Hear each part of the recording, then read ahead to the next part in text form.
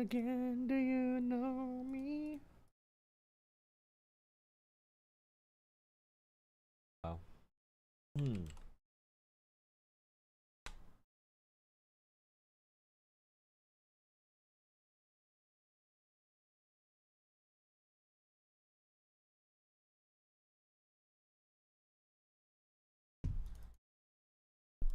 Devin, what's the big idea? Oh, wait a second. Why is this doing this all the time, bro? It's so damn cringe. So damn cringe, dude. Okay, let me add this source. Here we go once again. Perfect.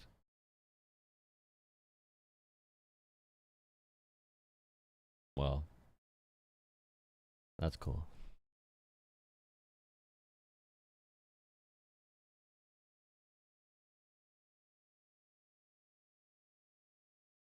You don't like the new Superman? I don't like superhero movies in general. Superhero movies are cringe. But people like them, so I do. I say I like them because if I don't say I like them, what am I gonna say?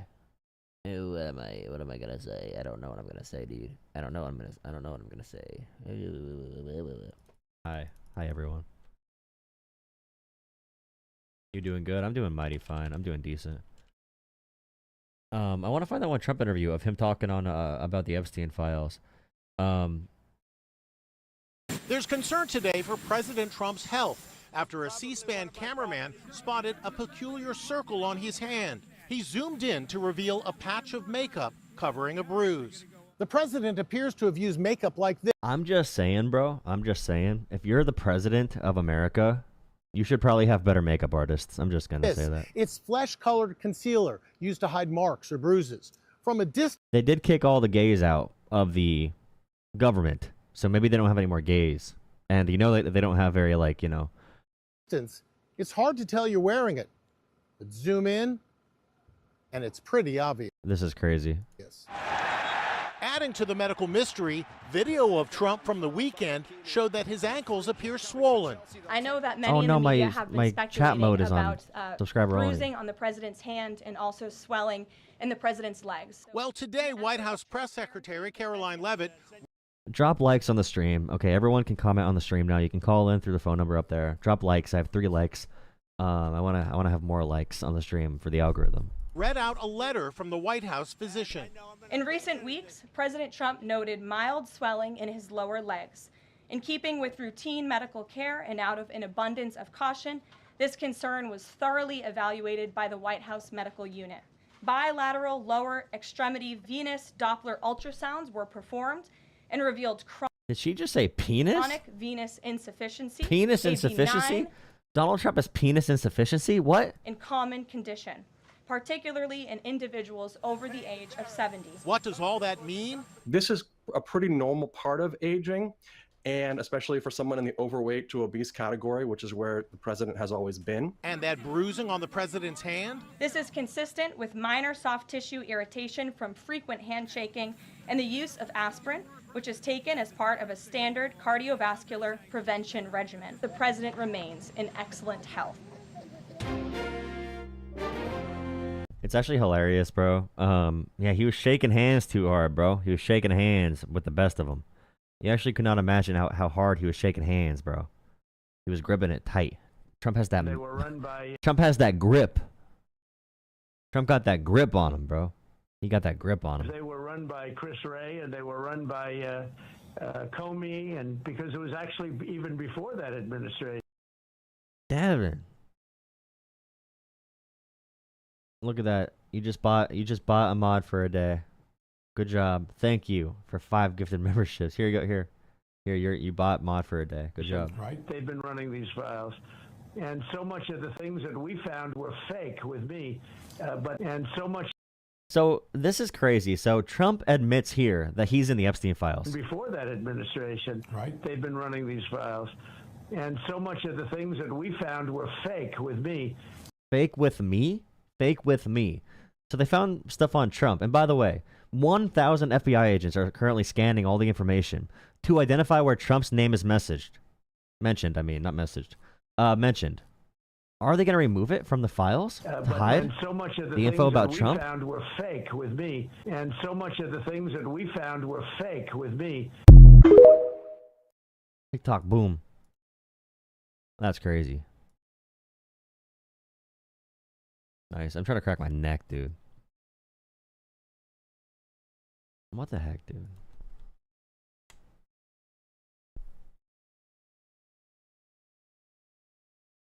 Let me get this all set up. How's everyone doing? The Epstein files are released. The Epstein files are out here.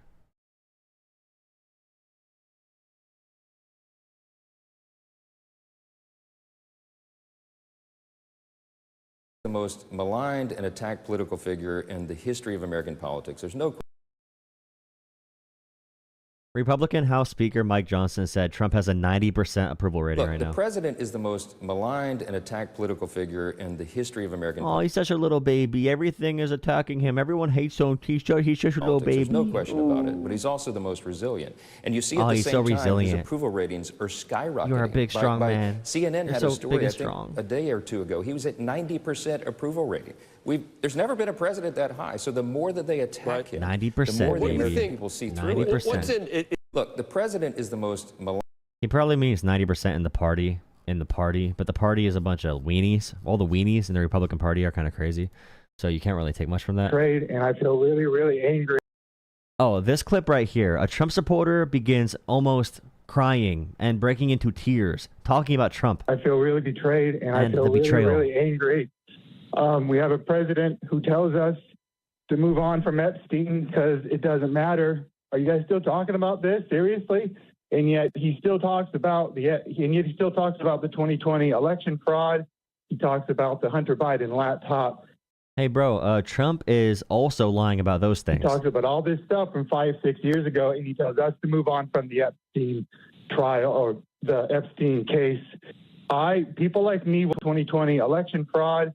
He talks about the Hunter Biden laptop. He talks about all this stuff from 5-6 years ago, and he tells us to move on from the Epstein trial or the Epstein case. People like me will not stop talking about this. I feel so betrayed and so angry. This is not what I voted for. Yeah, it's sad. These people need help. They really do need help. This is not normal. A normal reaction for an adult human. I'm concerned about being able to trust Donald Trump to keep his word. In his campaign, he said he was going to let us know all of the facts about. Wait, you mean Donald Trump is a lying person? He lies? When Trump said there's no Epstein files at all, but there are files, but there's not files, but he's not in the files that don't exist. He's and a now liar? He's saying, no. Go away, don't pay attention to it. These Epstein files, we were told that there was going to be released. There was this client list that was going to be released. And the fact Trump supporters don't cry. Yeah, true chatter on YouTube Shorts. They're too busy sucking. that it's suddenly gone away and he's trying to gaslight us As in is they're like bad. a punch in the gut Not to any other- MAGA. Not any other meaning to what I just said there. Television, make sure you play the radio, make sure the television, make sure you have the record player on at night. So I was sort of raised in the Puerto Rican community at home. We hold these truths to be self-evident. Good. He's raised in the Puerto Rican community. I support that. I really do support that. I really just wait for people to call in, to be honest. So I'm trying to... I guess all I'm pushing back on is that second step of it's always going to be this way. Right. It doesn't have to be Right. this way. That is the key step. Right. So I'm That's not on. because you need to run for president. It's 'cause you- Yeah. We need someone who's actually a good This is a Democrat from Texas. person. Well, And by the way, Joe Rogan voting for Donald Trump is just... Joe Rogan believed instantly that Tim Walz is an enemy to America because he was told to believe that. Because the Democrats have very few candidates that are... can I actually push back on that? Please. Because we were talking about how politics has become a religion. This is one of the ways it does is people put all their faith in a politician. No, because but I'm not I saw saying that. I've seen it with Bernie. Yes. People, and I like Bernie a whole lot. But some people treat him as if he's a messianic figure. Well, because And he's Trump, one of the and Trump on the only right, people ones- treat him as a messiah in some ways. Like, Bernie's this is a problem. one of the only ones that's been remarkably consistent in his entire career. I know. And so but he's that- still a flawed human Yes, being, right? I but mean, just like that's we all so are. rare. It's so rare. I know, and but my think point that is, should be praised. But instead of like the change is going to come from your listeners, Yes. not from me, right? I can be a part of that, but I mean, if we need to go into these spaces though.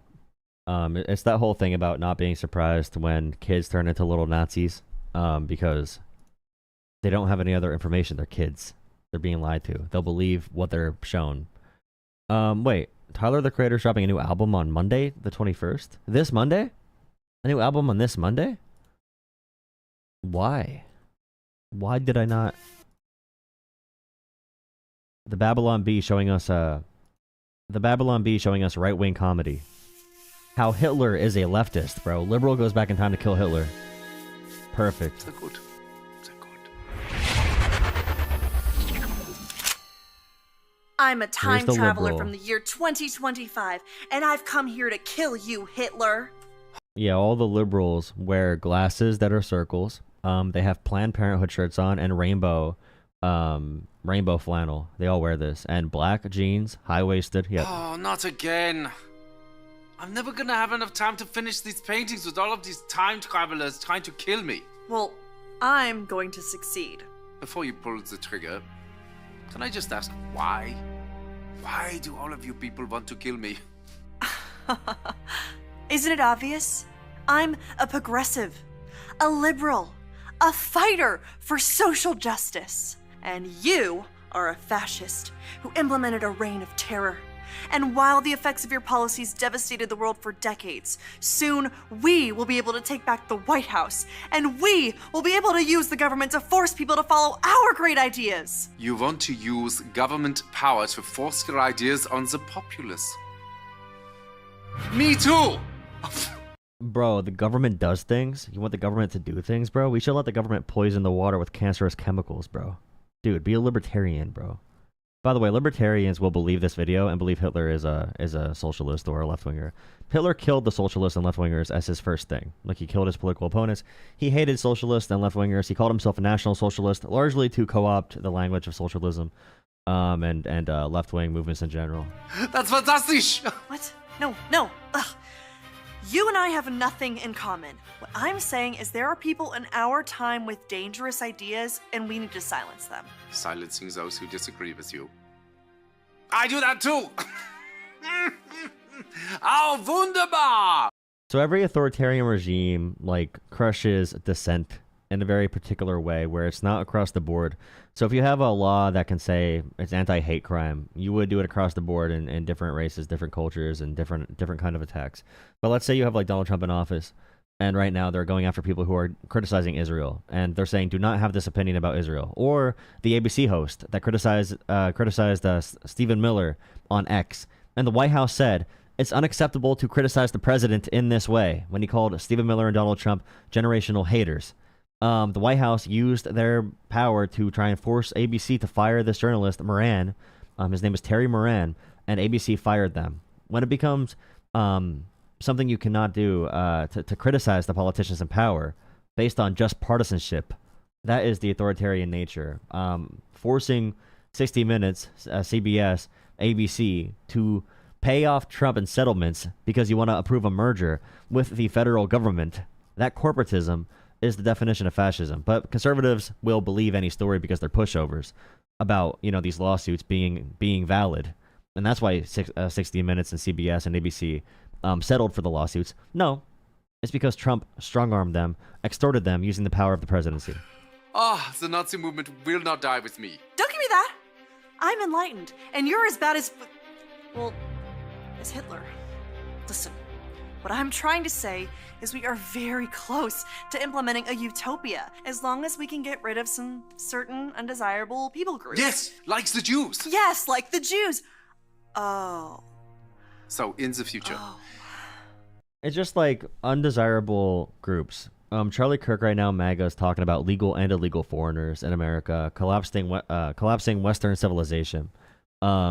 even in MAGA today, Stephen Miller is an open neo-Nazi. So is Tom Homan. So is Steve Bannon. So is a lot of the party for the MAGA movement. Now, when we talk about anti-Semitism on the left, it's a very, very small portion. But Donald Trump himself dined with Nick Fuentes, who is an open neo-Nazi. He dined with him. They welcome in people like Sneeko and Andrew Tate, Candace Owens. Like, when it comes to anti-Semitism, it's not even a comparison. Trump talks about the IQ of immigrants, and they have inferior genes, and they're going to poison the blood of America, quoting Hitler directly. You also do not like the Jews? Well, no. But we don't believe in segregating all the races like you do. I mean, except for, like, graduation ceremonies. In dorms. Like, find me the dorms and graduation cemeteries that say you need to segregate people. Like, find me the one college group somewhere that is insane. If you want to use that to represent the entire country, or you want to use that to strawman every single thing you see anywhere, you can do that. But either way, being radically in favor of being pro-civil rights and being anti-racism, I would 100% take a radical leftist dipshit from a college campus who uses pronouns and all their stuff.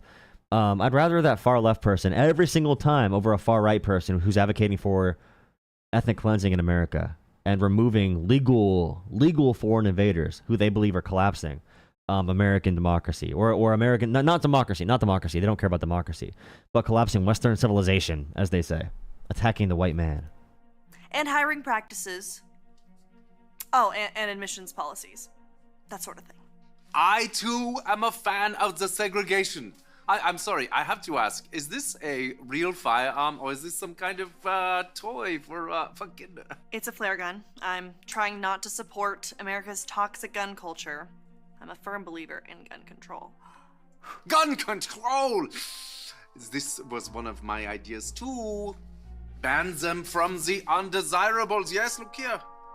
That's a good idea right there. Okay, a good idea. A good example of the idea. So you would say, let's ban guns. Okay, who says let's ban guns? It's always an actual policy proposal of some kind. And I don't agree with going too far on that at all. But, like, saying any person who beats their wife, for example, should probably not have a firearm legally, is an opinion most Americans agree on. And when Hitler says we should disarm people because minority groups are not going to be able to fight back, that's a very different conversation from the gun control conversation in America after a school gets shot up. Oh, and your shirt. This is an organization founded by Margaret Sanger. Yes? Wait, you know about Margaret Sanger? Jawohl, of course. Oh. Margaret Sanger, pick one boogeyman, make an entire conspiracy theory about one person. She's such a lovely person. No.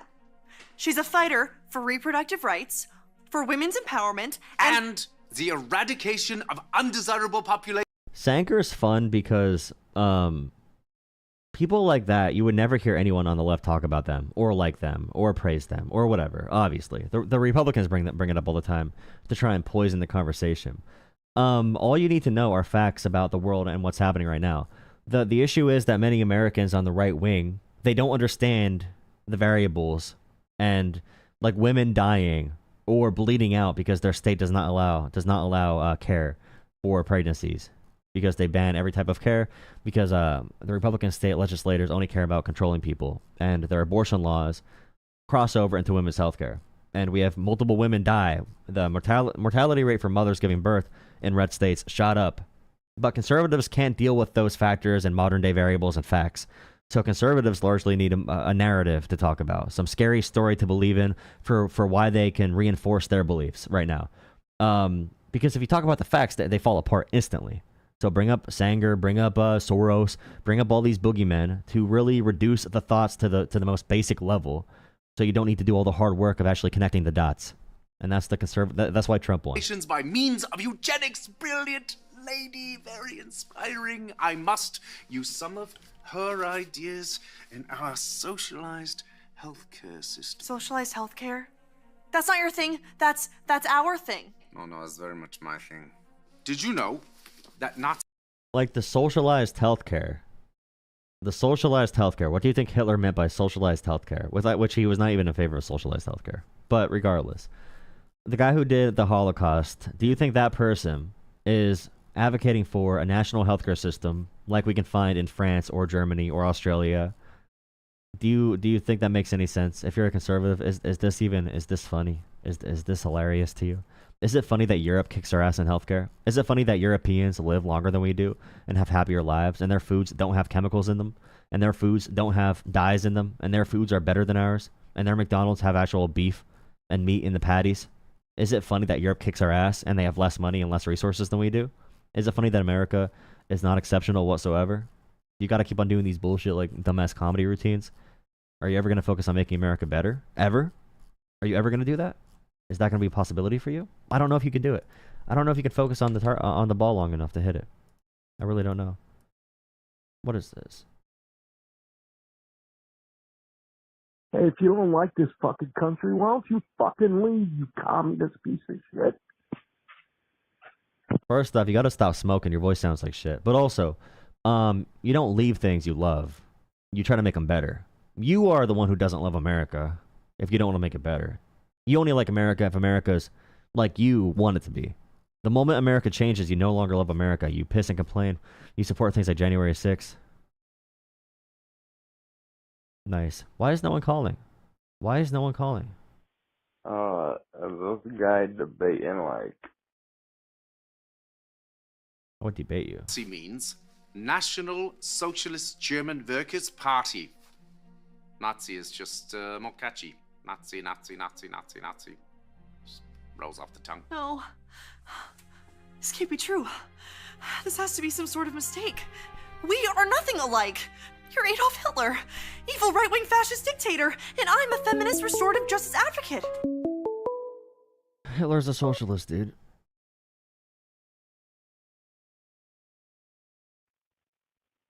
Hello. Hello. Howdy. How you doing? I'm all right. How are you? I'm doing good. You're streaming, right? Yep, I'm live right now. Yeah, earlier you said that the Nazis weren't socialist. Yeah. Have you like looked into like the history of fascism or the fascist theory? What part about fascism?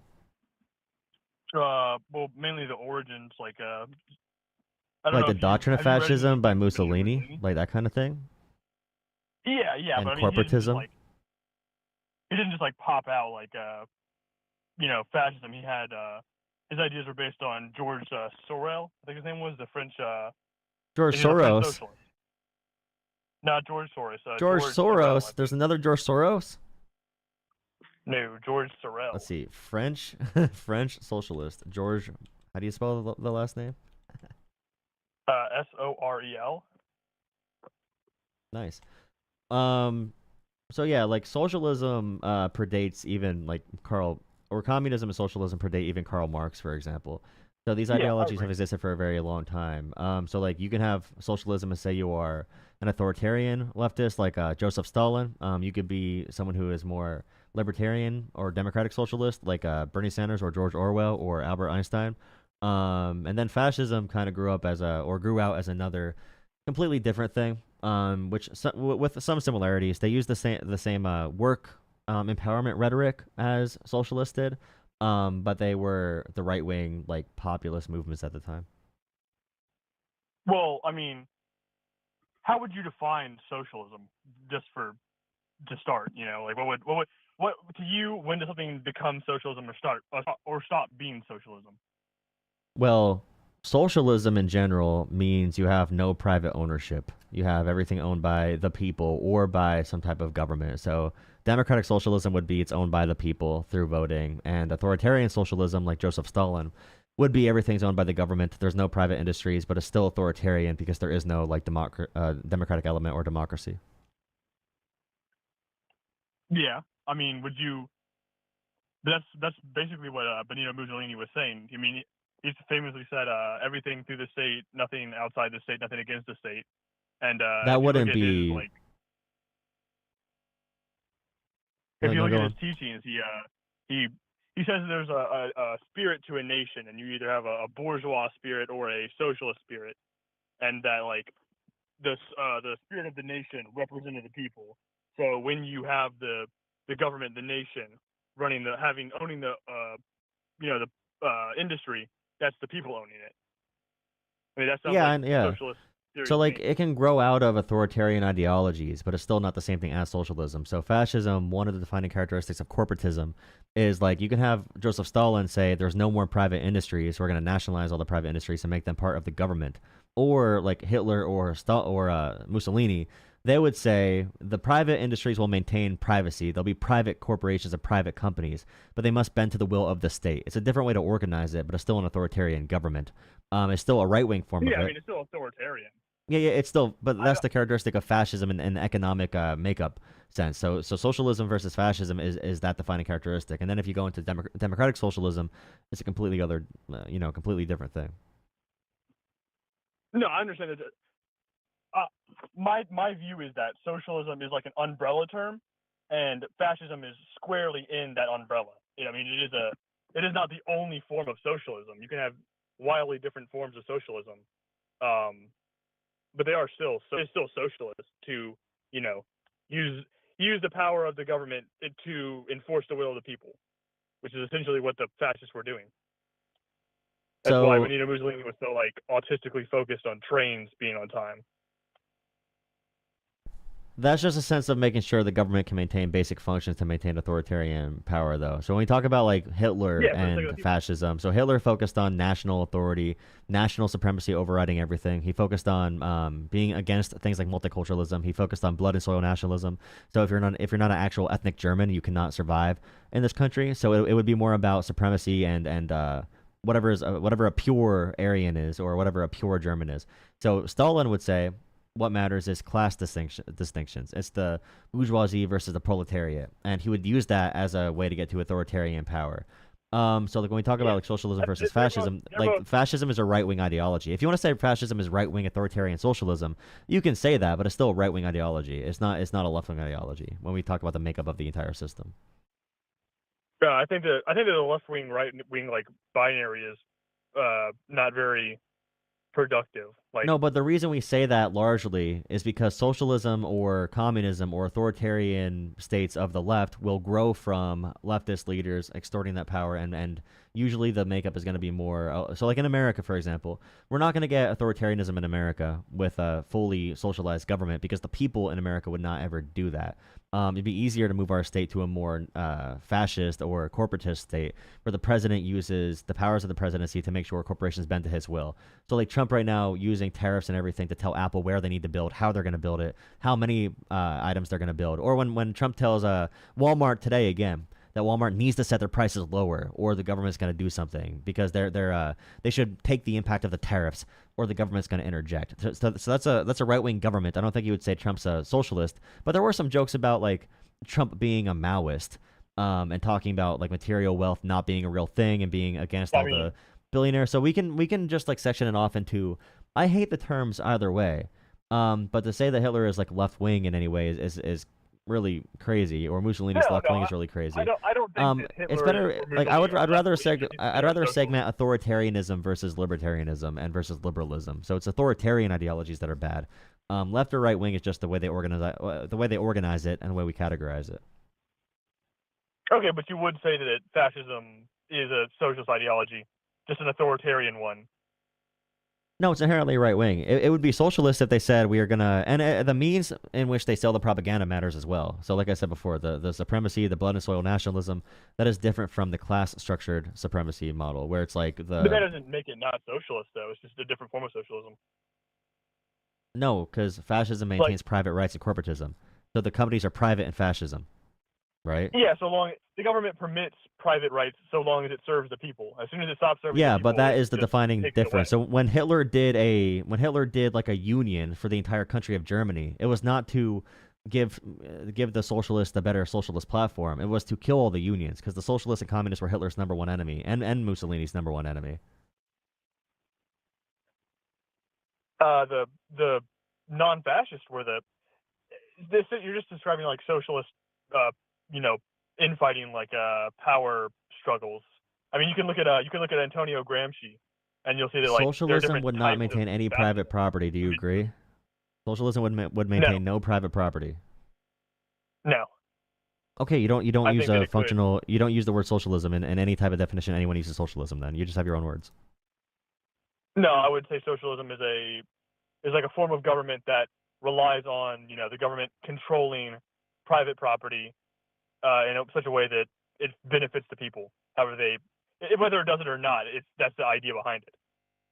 No, because people would say even like Stalin's not socialist when he nationalizes all the industries. But the point is, obviously, if you want to say they're going to nationalize it and focus on class conflict as the main issue, that'd be more of a left-wing authoritarian ideology. But if they focus on blood and soil nationalism, and they focus on ethnic supremacy, and they focus on things like being against globalism and against multiculturalism, when they focus on those things, and they also maintain private industries, but they use the government and militarize everything to make sure those industries follow whatever the authoritarian says, that would still be an authoritarian ideology, but it's not socialist. Now, if they said there's a class struggle, and therefore we need to socialize every company and dissolve them into the state, that would be a form of socialism or communism. These words are stupid anyway. No one uses these words.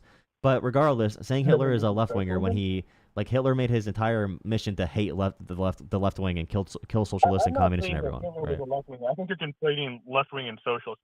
I think that you can have a form of right-wing socialism. I think you can have left-wing nationalism. What is right-wing socialism then? Fascism. But that's what the word fascist is for, to describe what a right-wing oppressive government would be like. No, because you can have oppressive right-wing governments that aren't socialist, like monarchies. Okay. I mean, would you not agree? No, but it doesn't matter. Monarchies don't even fit in this conversation. There's no when we have these modern terms, or at least at the time modern terms, they kind of superseded terms like monarchy because they didn't really exist anymore. It's not functional. None of these words make sense. Monarchy doesn't exist anymore?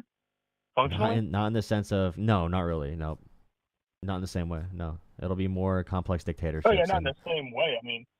Yeah, no, it would not exist anymore. So those are more modern terms, and we have new terms like neoliberalism and neoconservatism now to fit other ideologies and ways to structure things that ended up forming. Well, so it's just a more like a recent example of a non-socialist right wing, of a non like Pinochet, for example. I mean, he was somebody who was authoritarian right wing, but not socialist, like inherently.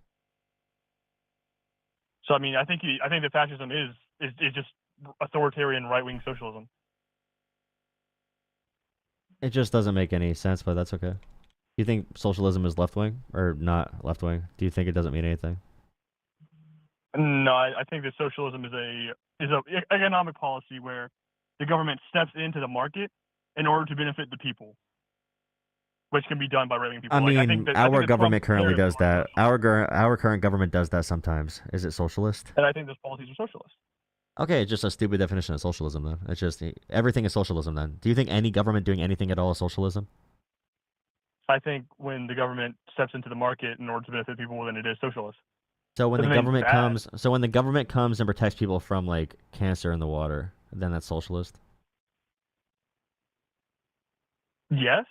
Okay, then you just mean government then. Okay, I'm done having this. Is a dumbass conversation. You are using the word socialist for government. I'm done having this dumbass conversation, dude. That's such a stupid conversation, bro. I should not have done that. It's such a dumb conversation. Is it socialist when the government does things? Okay, someone call in who has an actual conversation, please. I should have known he was gonna do that. Should have known.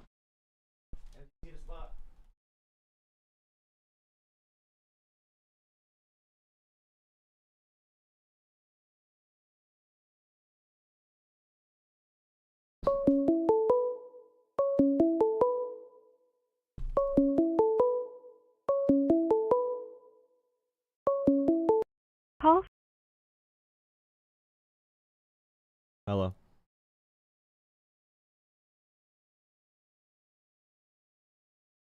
Yeah, it is. You're live. Cool. So let's debate some stuff. I'm like, kind of like, I'm not a party person. I'm not a partisan.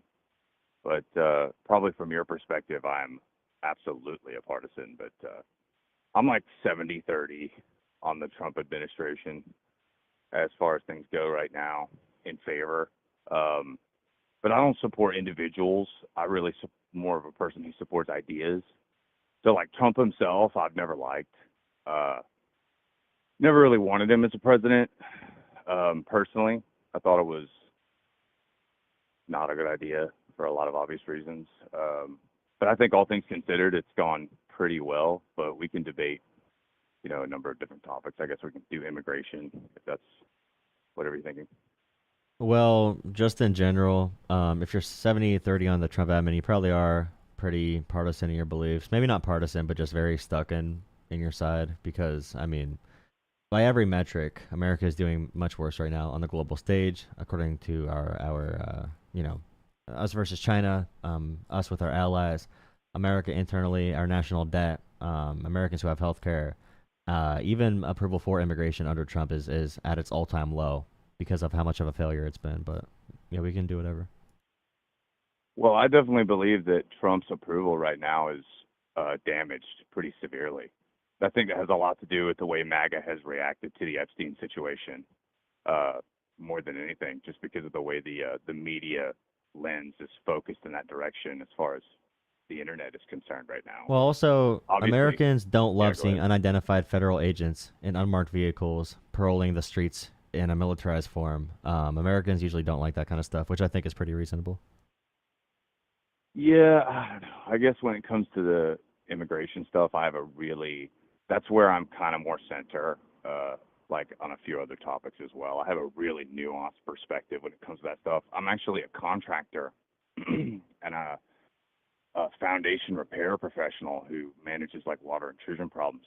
And I work at a company I'm the only white guy there, right?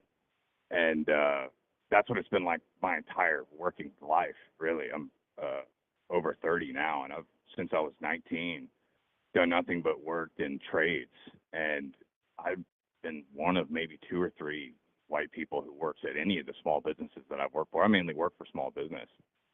So I have a really nuanced perspective about immigrants, right, as a result of that. And like how I feel about what we should do to address the problems that we face with the immigration policy. I think everybody on both sides kind of has a sort of an agreement, even if we all hate each other in certain ways about this, that there is an immigration problem. And whether that's immigration reform, and the left always brings up the bill that they tried to pass that Trump blocked, and basically there's an argument as to whether the bill was worth a crap or not, and all of that gets really intense.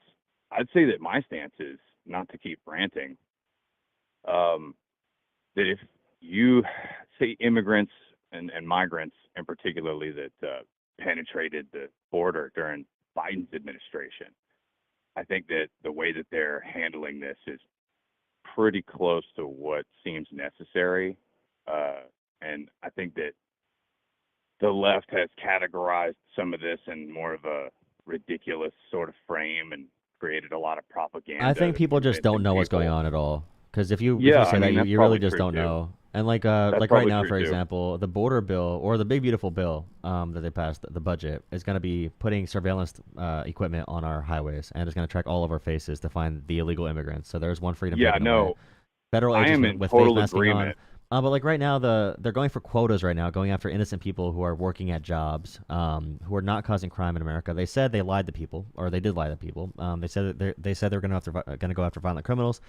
They never did that at all. They're going for high numbers. Tom Homan, the border czar, said they can racially profile people if they want to. He walked it back, but he did say that initially. The Trump admin right now with immigration is insane. We're going into a high national debt, even higher. People are losing health care. We're cutting taxes for the wealthy even more. It just seems, when it comes to the appropriate response here, the Trump admin is still saying that the left wants to collapse America, bringing in foreigners who are going to kill our culture of Western civilization.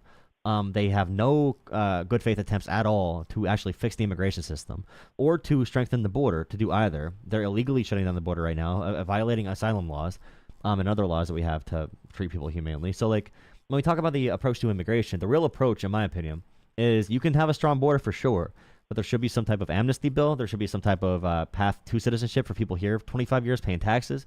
And we should have an easier way to get into America, but we never fix it, ever, ever, ever. And Trump, the entire campaign, focused on making immigrants out to be animals that cannot be contained, calling them, savages that eat cats and dogs, and saying they poison the blood of America. It's 100% hatred of immigrants. There's no big issue of a crime wave in America from immigrants. There's no issue to the economy because of immigrants. Everything in America, all the problems right now are caused by the ultra wealthy, and anyone that focuses on immigration as their number one issue is up shit's creek without a paddle. Well, hey, coming from somebody who's skewed right, I cannot argue with some of the things you're saying, at least the premise of some of the things you're saying. I think that the way out for the Democrats through all of this nonsense and the total cataclysm that party has faced as a result of all of this is sort of the way you're going with what you said there at the end, which is the class war is the solution to their problem as far as everything, as far as messaging and how they're going to outreach to people and how they're going to get people back on board thinking that the party can even function the way that they say they will and those kinds of things. I think that if you can get like a younger Bernie Sanders kind of person, I just don't see anybody on the left being a leader or anything like that. I mean, I see AOC and, some of these people, and I don't see it happening for those guys. I just don't know. Well, look up John Ossoff.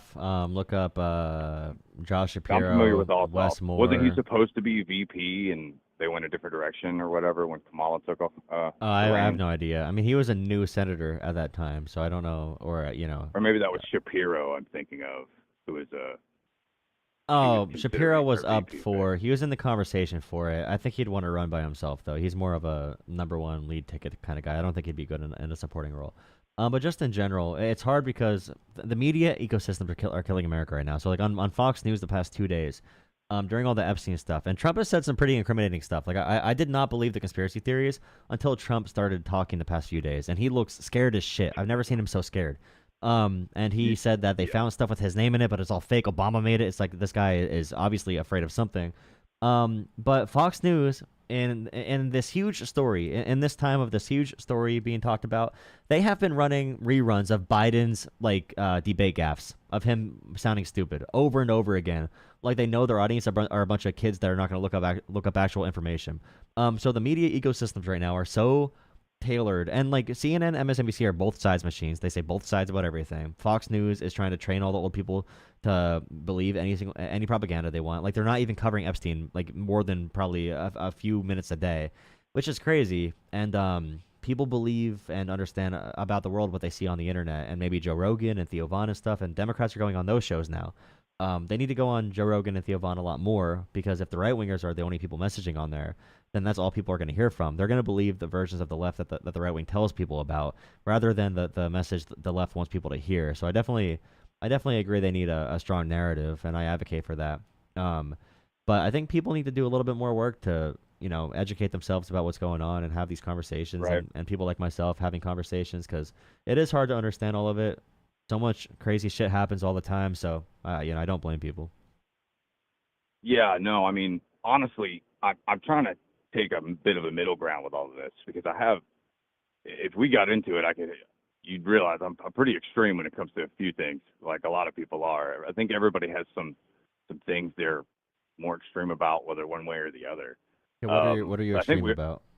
Well, I think we all need to kind of lean back towards the middle regardless. But, yeah, no, I mean, one thing, I don't think that, that there's any way that there's another solution. We can go back to immigration. And I think that the due process argument gets brought up a lot. And I find that kind of funny. It doesn't really make a lot of sense to me. I think it's a little comical when people bring that up, because it doesn't seem to me like there was any due process when 20 million people flooded the entire, southern side of the United States. I mean, I remember, God, just years ago, seeing the footage, the videos of trainfuls of people, just thousands of them crashing into the borders and just swimming across rivers. And I mean, the propaganda you, worked. Yeah, no, obviously, right? Yeah, and there's propaganda on both sides, but it's not that reality extreme. millions of people I don't came disagree, into the but country. it's not Well, I 20 mean, we million know people that, at all, right? though. The fact Well, the you know what I mean. VP That's the says number that, that Trump gets says thrown that. around, I know, but they yeah. lie. Like that alone is 1984 level. Well, like you said, we don't lying. really know. It's Right? it's We don't more really like it's probably under 5 million if we're being honest. It's a very low number Either compared to what way, they say. millions of people So being when let we in. talk about This due has not ever process, happened. so things like due process are a limit on government power. So when the government wants to scan our faces or wrongfully imprison somebody, they detain many American citizens. Just the other day, a 25-year-old U.S. citizen, military veteran, was detained by ICE, and they said, get in the van. They don't give a shit. These ICE agents are pieces of shit. There's a reason they don't want to show their faces. They're not qualified. They're probably deputized. They probably don't even have training. A bunch of dumbass, fat white guys who doing a bunch of bullshit, wearing graphic tees and jeans with no belt that barely fit. They look like they just got done raiding a Golden Corral for 5 straight hours, eating their asses off. So like when we talk about ICE and everything, them having no identification, federal agents militarizing American streets, that's a threat to our freedom from the government. And we talk about like immigrants coming over illegally, for example, versus the government violating things like due process to send people to El Salvador. We will always, in my opinion, as Americans, be better off if we focus on the government abusing power. I'm much more worried about the government abusing power rather than immigrants coming over, especially when immigrants have such a low crime rate. They have such a low crime rate. They're running away from violence. If they want to do violence, they're not going to come to America to get arrested. So that's my big thing. disagree. Like due process is protection from government overreach. So what is the due process of someone committing a crime? I mean, I know people that speed every day. Everyone in America commits a crime. Every single person in America has committed a crime at some point in their life, unless if you're a kid, probably. So like I'm worried about government overreach and authoritarian government powers, and things like a surveillance state being built up because we're so obsessed with like immigration. Yeah, I mean, I would disagree that your characterization of defining people who illegally penetrated a foreign nation's border as non-criminals, right? I just would disagree with that fundamentally. That just doesn't make any sense, right? Because there's no country in the world that operates under those kinds of principles.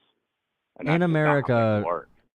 the way we use the word criminal carries a lot of weight, because in America we say criminal as in a violent person or a public safety threat. If you want to say you're a criminal for going over the speed limit 5 miles per hour, that's fine, but I would not use that definition for someone who does something illegal. I usually use criminal, and most people do, to say, oh, that guy's a criminal. He should not be trusted at all because he's not safe. Fair enough. Let's wording, say for all intents and purposes, we're just using the wording to define somebody who's broken the law, and it's verifiable, and you can prove that they have. And I will say that illegally, that they've broken the law because they're here illegally, right? I will say Trump has called to denaturalize people. He's called to deport American citizens. He's called to get rid of legal foreign invaders, as he calls them, legal foreign invaders. So I don't think legally matters to them very much. They're going to push the boundaries as much as possible to remove as much people as possible. But like when it comes to people crossing the border, they are pushing for this right now. Narrative. The birthright citizenship is literally a thing they're pushing through court to reverse so they can denaturalize people. These are arguments they're making in courts right now. What I think this is about the anchor baby problem, okay? Which is a problem that needs addressed. Trump now, threatened to investigate the winner of the New York mayor primary for Democrats. He wanted to investigate him to possibly deport him. The president threatening that to a naturalized American citizen who won an election in New York City. And their legal actions so far have said they are going much further, or they would go much further if they were allowed to. If you're looking for someone to agree about Trump saying crazy shit, I'll be the first one to do it. They're doing crazy shit, I think too. we all know they Trump sent innocent people to El Salvador to be tortured. They sent innocent people there with no due process at all to be tortured in El Salvador. That is crazy shit. That is a human atrocity that we did, and no one gives a shit. I think that's just propaganda. I think if that's happening, and what our discussion is really going to get towards, and we're going to discern past some of the BS that's happening media-wise and hit this nail on the head, is what do we do and how do we discuss and how do we handle accidental deportations, which in a legal context is what we're describing. We're talking about these were not accidental deportations, right? These were the Alien Enemies Act being illegally used with no due process to send these people who are here doing nothing wrong to El Salvador, and they were tortured. We know this for a fact. Over 50 people who were going through a legal process were sent there, and regardless of, let's say someone's here illegally and they're sent to El Salvador, that is still not even a wrongful deportation. That is being kidnapped and sent somewhere by a government to be tortured in a prison. And when the government makes mistakes like that and they admit it, we should be holding them accountable. And when they refuse to reverse that decision, that's even more troubling. Well, I disagree with the narrative that you're building. That it's not narrative. We have proof of this stuff. We have court documents. Right. We have evidence of this stuff. We have the autism awareness advocate. We have the professional soccer player. We have the gay barber. We have all these people who were ripped off the streets because ICE wanted to do authoritarian overreach, and Trump wanted to do that. Let me finish. Not Trump. Trump is too stupid. Stephen Miller, who's the evil gremlin behind everything, he wanted to go get these people and send them to El Salvador. It's not propaganda. That's real stuff. Well, the narrative that I'm disagreeing with, it's not exactly what you're saying word for word, but it's the premise that you're saying that the U.S. government is willingly and voluntarily and intentionally targeting American citizens and deporting them for no reason at all. I didn't say citizens. I said in this case, these are people legally going through a legal process who were sent to El Salvador to be tortured in America. So people, all right. So let's break it down. People legally going through a legal process, right? Who are these people? What's the situation with these people? Did they penetrate the border illegally, or were they unconstitutionally? So when I say illegally, over 50, they're going through asylum processes, going through every single check-in with ICE. All right. Every check-in. So, some green card holders as well are caught up in these situations. Some permanent residents. Like ICE picks them up. They admit they wrongly deported people to El Salvador. We have more than enough reports of torture, and we know that's happening down there. It's not a good thing when the government does that. Well, I think mentioning that people are being sent to El Salvador is more of a rhetorical device that you're using. I mean, we have an agreement with El Salvador. Man. Okay. When we took people off the streets in America, when we profiled them and put them into a plane with no process whatsoever, even to check if they have papers at all, because they would have been able to show them the documentation they do have. When we rushed them into a plane to avoid a judge's ruling, to send them to El Salvador, we took people's bodies in America and sent them to be tortured wrongfully. Sure. That did happen. No, I understand what you're saying. Well, my argument is, were these people granted amnesty correctly? Okay. That doesn't matter. They do not need to be granted it. That does not matter. If someone comes to the American border right now and we pick them up and send them to El Salvador to be tortured, that is still wrong. That is still bad. It is still illegal. It is still a violation of. It's a human atrocity done by the U.S. government. So I'm not in agreement with that. I don't think that's because they sent them right to the prison in El Salvador. Well, if you want to say that, I think that El Salvador's prisons are terrible and that's inhumane and they're like we said they were terrorists. Whatever, then we labeled them as terrorists. Fine. We labeled them as terrorists with no proof. MS-13 gang member terrorists, and we sent them to a camp to be tortured as terrorists. Abrego Garcia specifically? He was in that group of people. He was in that group of people, but there's over 50 in that group. And so what I would argue is that the Biden administration unconstitutionally granted amnesty to millions of people. That's not true. Right? Nothing in court was challenged and struck down. You can use a dumb argument that's not real. That's sure. You can use a dumb argument that's not real. What you're saying is untrue, right? But that's I have proof of it. You don't have proof of that. There's no court cases for you. The Supreme Court does you you have no court cases. You cannot find court cases. I have the Supreme Court's 9-0 ruling. Trump's crazy Supreme Court's 9-0 ruling against him that you are disagreeing with right now, calling it propaganda. Like you're just being an unreasonable person. I haven't called any Supreme Court rulings propaganda. Because what I'm saying right now is reinforced by the Supreme Court. You're calling it a narrative. I think that the argument you're making is a rhetorical, right, kind of attack. Just respond to the words I'm saying. If you're going to keep on saying it's a rhetorical attack, just respond to them. Don't say rhetorical or propaganda. Engage with the points I'm making. It's a really snaky way to have a conversation. Okay, well, reestablish your point, and I'll address it directly. If the U.S. government violates every form of due process and picks people off of American streets without even checking who they are and rushes them into a plane to be sent to a Central American torture camp, that's a bad thing. The government should not be doing that. Well, sure, I'd agree with that, yeah. I don't think that anybody should be treated wrongly by anyone, right?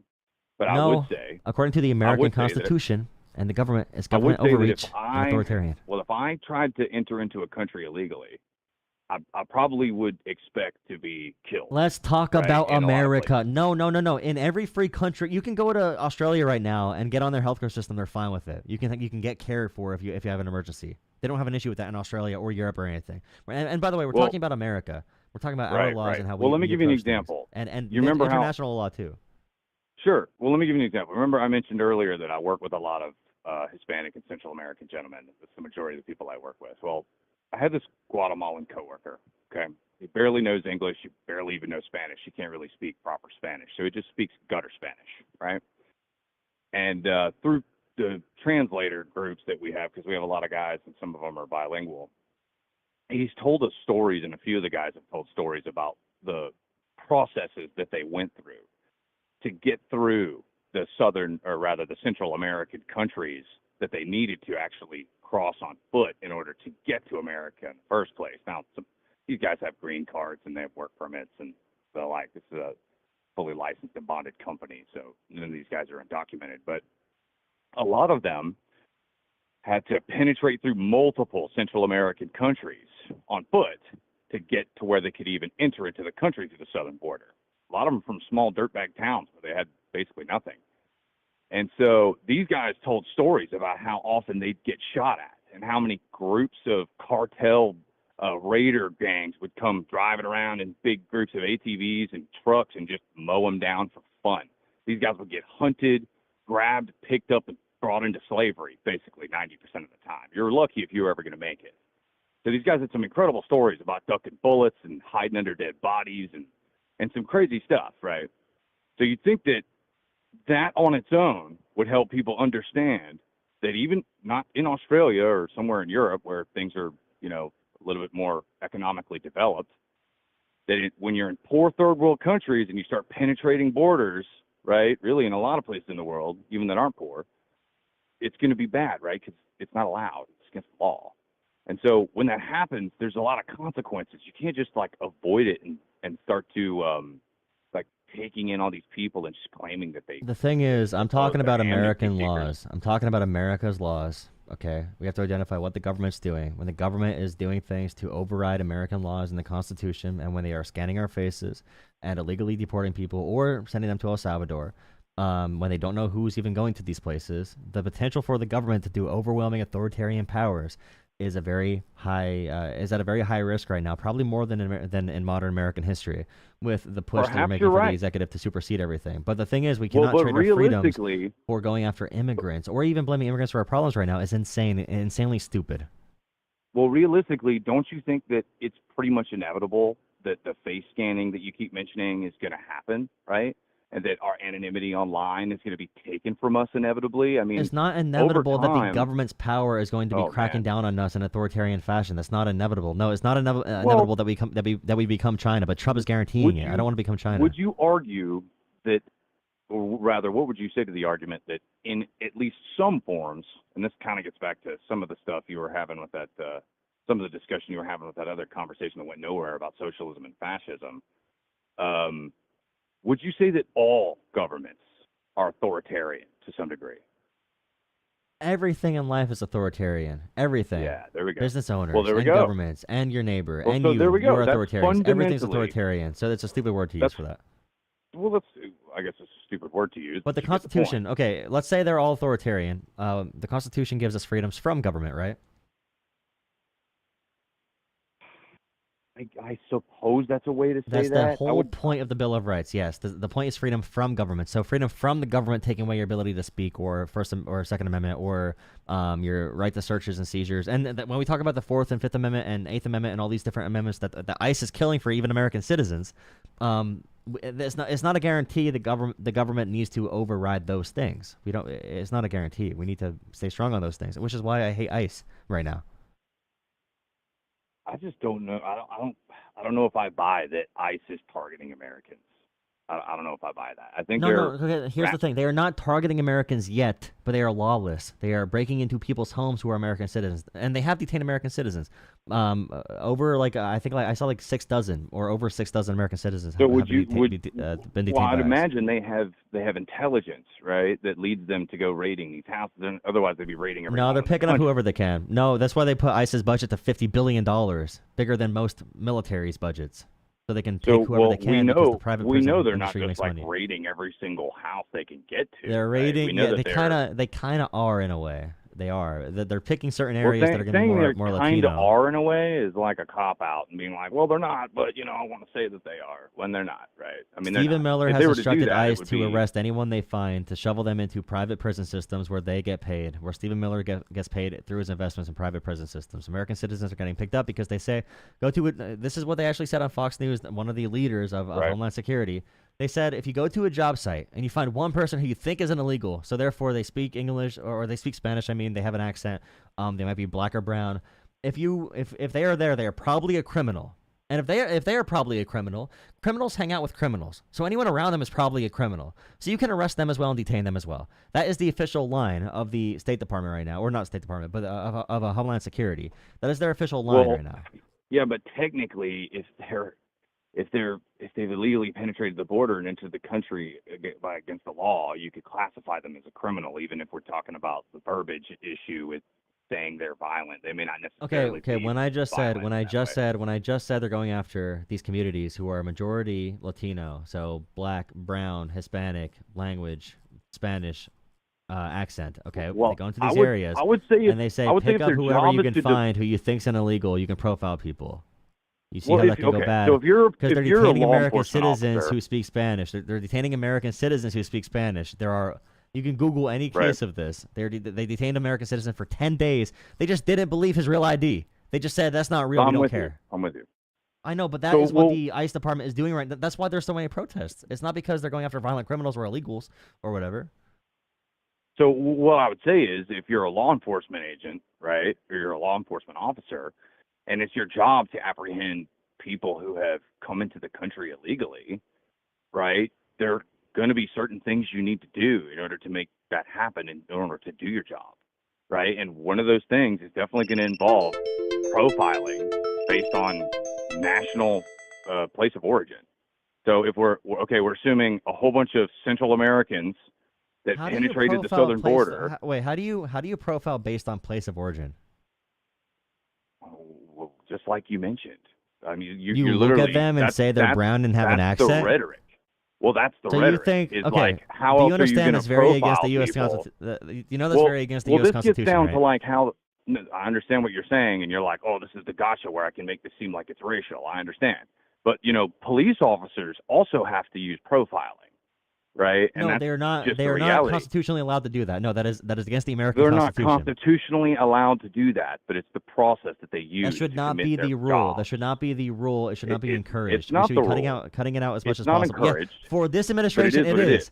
That's what I'm saying. That's why we hate this administration, because it is encouraged here. Yes, that's the issue Well, we it's have. always been that way. But the Nope, cops have always profiled nope. people. That's ICE been has that not way always forever. worn face coverings and went after any single person they could find. No, that has not always happened. The number of innocent people being detained by ICE is the highest in American history right now, by far. Well, I was just mainly talking about like generic law enforcement when I said that ICE wearing they always ICE profile wearing people. face masks, is that bad?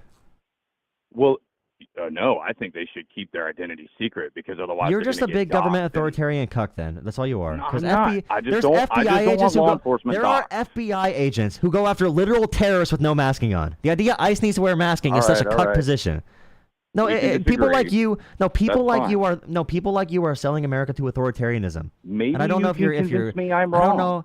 No, you can't You be. don't have to demonize me. No, you're very narcissistic. I can already tell. I'm trying to get, I'm because not none of these points at narcissistic all. I'm You will not listening listen to to you. any points at all. I had to convince you for 10 minutes that sending innocent people to El Salvador was wrong, to a torture camp.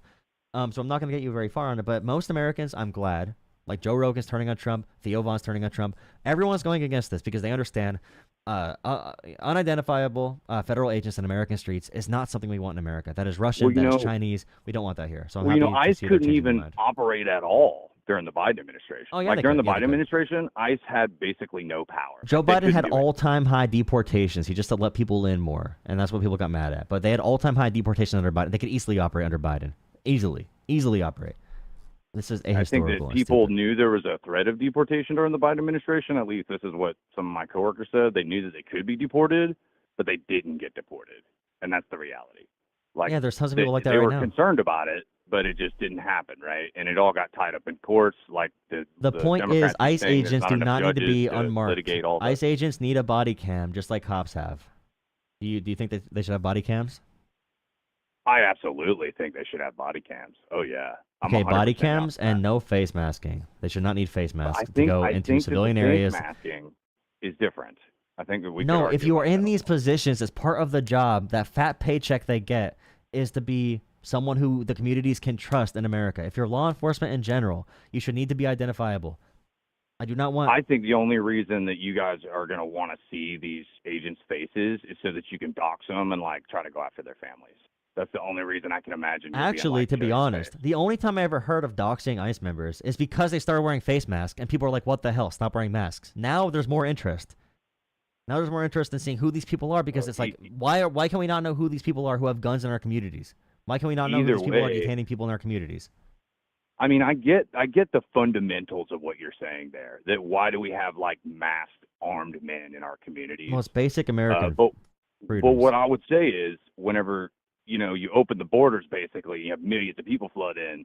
If you're going to handle that problem, this is similar to what it's going to look like. I mean, I don't know if, to your point, he's handled it absolutely the best way, or that the administration handled it the best way. I think people liked the way Obama handled it better, because he deported a crap load of people. He deported 3 million people. See, that's where it falls apart, though, is because Trump won after Obama talking about immigration. After Obama went super crazy on immigration, the left hated Obama because of immigration. And Trump won still because he used racist rhetoric. Because he used racist rhetoric about Mexicans. That's why Trump won.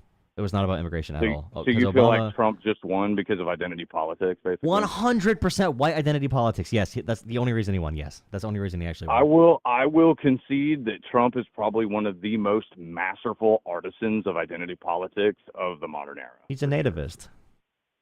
Well, he's really good at utilizing identity politics. I don't think he uses it in the racial way that a lot of people try to claim.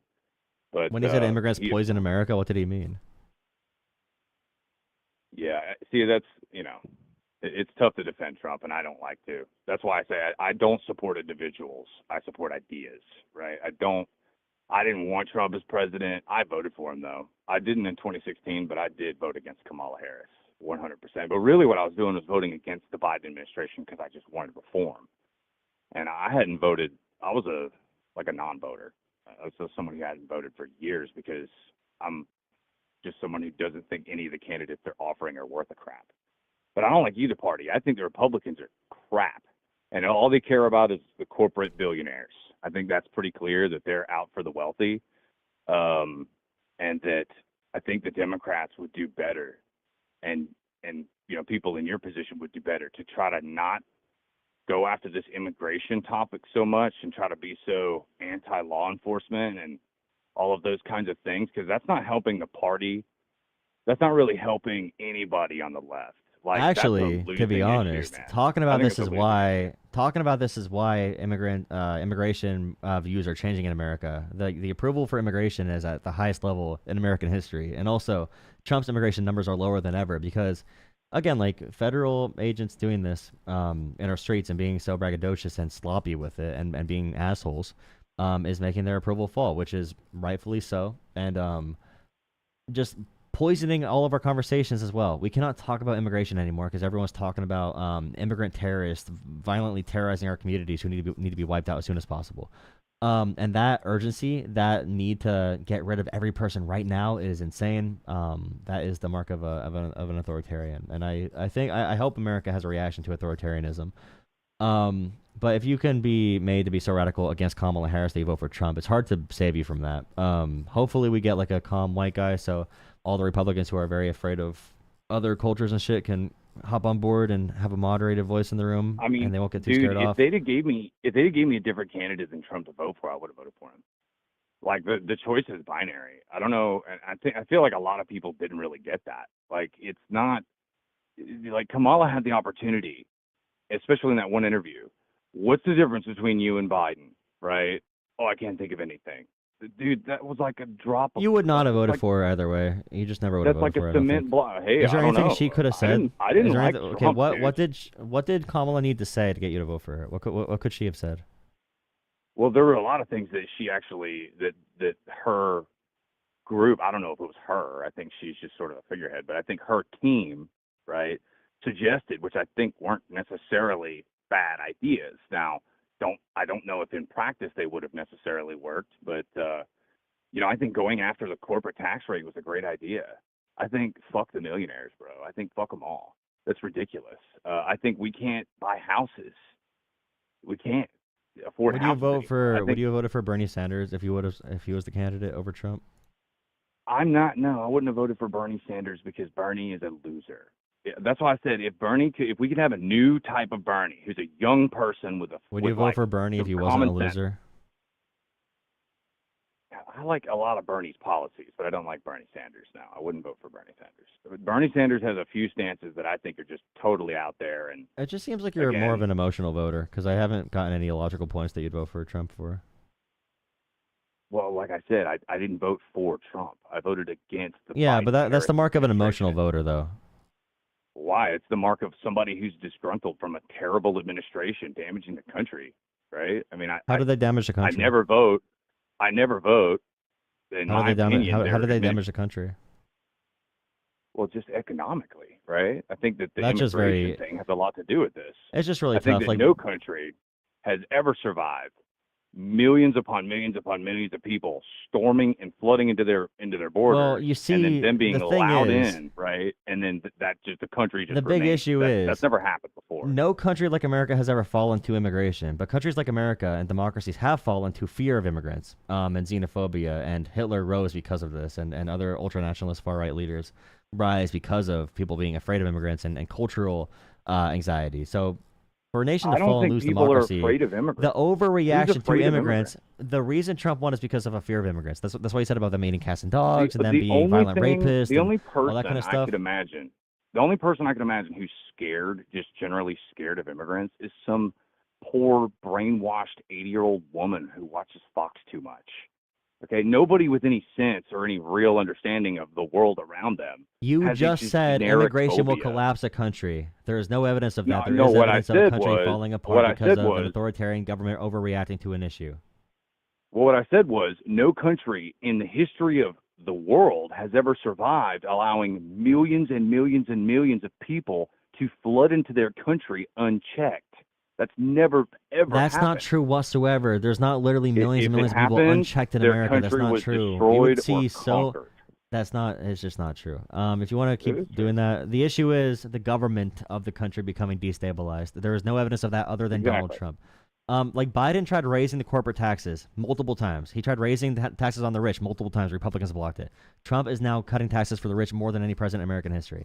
I just don't think we care about it. I think arguing that Biden and his administration had any concern with going after the wealthy he tried raising. See, you're emotional. You're just emotional because I just told you I'm one not thing that emotional. actually I told you one fact. I told you one fact about the world that that Biden tried doing. I know that the one thing. Democrats had so many billionaire donors. They actually spent what, like 3 or 4 times more than the Okay, Trump you're campaign? emotional. It's fine. I can't get through to you. I don't know how to. Why I do you can't tell do me it. I'm emotional? I'm totally fine. Because I'm talking about things that Biden tried to do, and you just won't accept it. You just don't care. Well, you just asked me why did they ruin the economy? Like why there was are their rich administration people. bad for the there country? are some rich people who are okay with having higher taxes, right?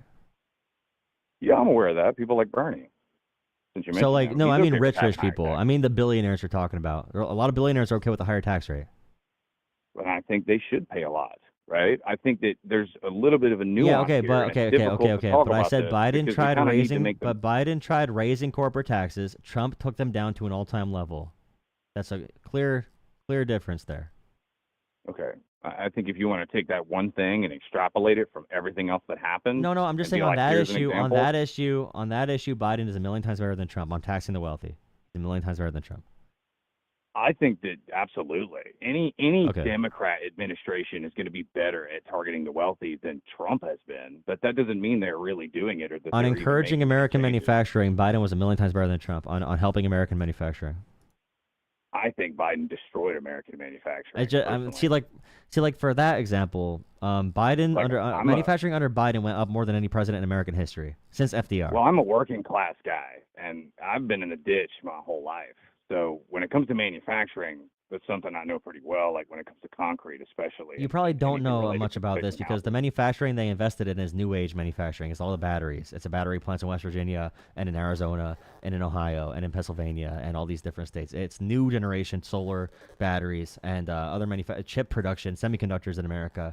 Us starting there. So you might not know about the new industry. You don't know everything. believe it or not. That's true. You're right about that. Well, so your argument would be that the economic downturn that we face during the Biden administration is mainly due to COVID and not bad policy. Right. Objectively, our inflation crisis came from Trump's 2017 tax bill and COVID. Globally, they had inflation in every single country. America came back with the best economy after COVID, but no one. So your really stance cares. is that Biden did nothing wrong, and that it was Trump's fault before and after, right? That just seems like TDS. Do you see why this is? So I just said very clear points about the global economy and the inflationary effects of having less revenue coming in from the wealthy from the tax bill. And you bring up TDS, and you say, "Oh, Biden Well, it did seems nothing like you're wrong just at all." blaming Trump.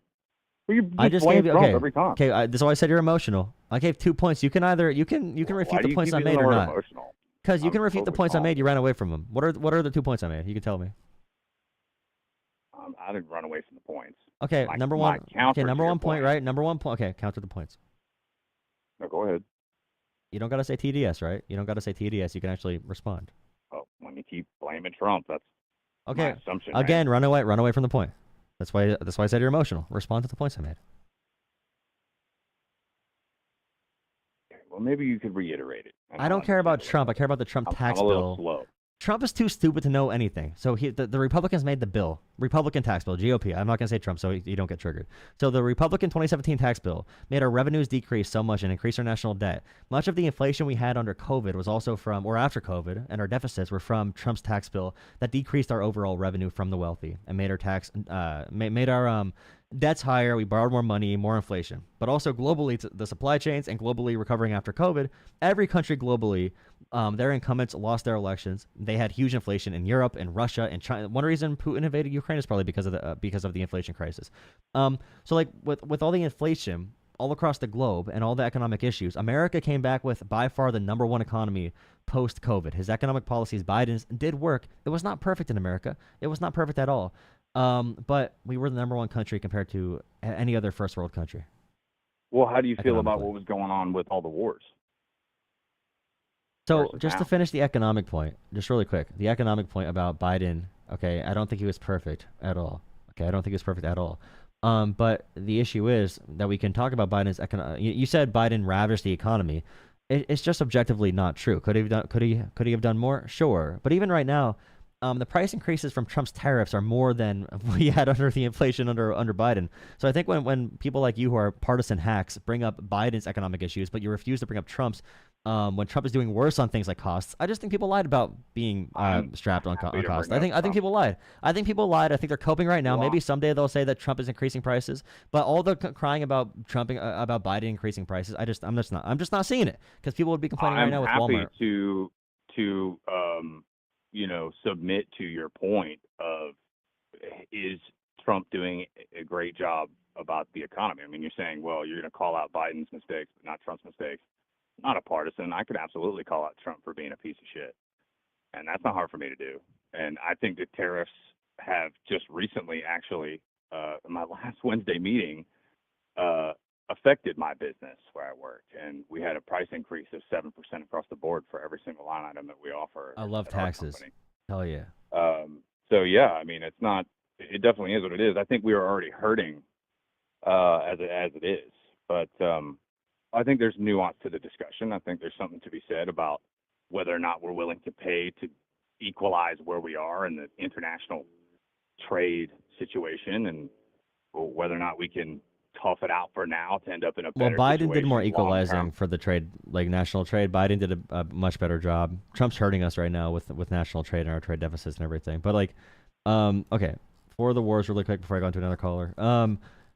Let's see. So far in Trump's first 6 months, he has more drone strikes and bombings than Biden has Biden had his entire 4 years. So that's kind of crazy. In 6 months, Trump has more bombings done than Biden did in 4 years. So Trump bombed Iran. I think that's pretty bad. I think supporting Ukraine's good.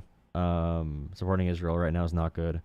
Biden supported Israel way too hardcore, and he looks super weak and feckless and stupid like a dipshit following Netanyahu around. But then Trump is out here like, oh, Vladimir talked so beautifully to me. I don't understand why he's still bombing grandmas in Ukraine, and he's a dumbass. So On foreign policy, both are, I think both are pretty bad. But Biden was good with Ukraine. Trump is bad with pretty much everything. What about Israel-Palestine? Oh yeah, Biden was really bad on Israel-Palestine. Trump is somehow worse, but they were both really bad. What's your take on what should be done in that regard? I would like right now, I would do a weapons embargo until Netanyahu is removed from power. Until he goes through actual until he goes through actual criminal proceedings on corruption. Because he puts his own people in danger. He's causing more conflicts in the area to maintain power. He refuses to be held accountable for corruption. Netanyahu is the number one enemy to America. I don't really focus on Israel as the number one enemy because I don't like grouping everyone in Israel together. I think it's a bad way to do it. But yeah, Netanyahu I think should be forced out of power somehow. I would say that probably in general I support Israel. I don't think that what has been going on in Gaza is great. Like, do you think that it was insanely messed up that we bombed Iran? Insanely messed up. I think it was very stupid and ineffective and terrible and like very dumb. It's big dumb. Do you believe it didn't cause a lot of damage? According to every intel source, it said we have not caused any damage or very minimal damage we have caused. Even American intel, the only person who said we did obliterate their services are Trump, but the UN said we did not. Israel said we did not. Our intelligence said we did not. Trump said we did. I don't really trust Trump. So yeah, we did not do much to Iran, and also now Iran has the motivation to make a nuclear weapon, so it's probably a higher likelihood now that they pursue one. So yeah, I think all around the board it's a pretty bad decision. All right, before I hop off and let you take another caller, what's your stance on abortion? I think there should be no limits on medical abortion. We could have limits on elective abortions. So like, I think like Germany or France has like 20 weeks for elective abortions. But then a doctor, if they say it's medically necessary, there should be no limit on it. The medical board should probably regulate that in the same way other medical practices are regulated. And also, yeah, I don't want the government to be involved in telling people what medical procedure is right or not, or telling doctors what to do. So, but you have like a stance of limiting elective procedures in that regard? Yeah, I don't want to get too much into that debate, but yeah, I would say like medical should have no limits at all, and then elective could be like 20 weeks or something like that. Is usually what I see as like a agreed upon number that most people agree with. You don't want to get too much into that. What do you mean? Concerned about the conception argument? No, abortion debates are longer conversations if we actually talk about like the philosophical or legal arguments. So. All right, I guess I'll hop off, man. Thanks for your time. Wait, are you anti-abortion? Oh yeah, I am. Yeah, I'm pro-life. So you're anti-choice though. You're pro-life, anti-choice. Well, I mean, I don't know. I think there's nuance to be had. I think that when we talk about rape and things like that, that there's a gray area. Why? If someone's raped, why would you kill a child? No, I'm saying that. I see from your argument to where I'm saying as far as pro-life is concerned. No, really, you're right. And I'm being a little bit hypocritical by saying that it's a gray area. You know what? You can say that at least. Most people don't know how that's hypocritical. They don't really get it, but yeah, it's usually vibes based. All right. Thank you for the call. Have a good one. Peace. Oh, wait. Oh, okay. I am tired tonight, but I need to do my duty. I need to do my duty on YouTube and go into this tiny box every night and make myself look really bad on camera. So I'm in this tiny box right now. Please drop a like, comment, subscribe. Thank you for joining me. Join Discord as well. My Discord's on my channel description. My video description's on my channel. Go under my videos. You'll find a link to Discord. Join Discord. Have a chat with us. Drop a like. We're at 123 likes. Thank you for joining me. Thank you for 5 memberships again, Devin. If you can donate, please donate to Jolah Politics and Cash App, PayPal, or Venmo. Appreciate you joining me. I can see you in chat. You doing all right, yo? I'm tired. I'm doing fine right now. I'm just a little sleepy.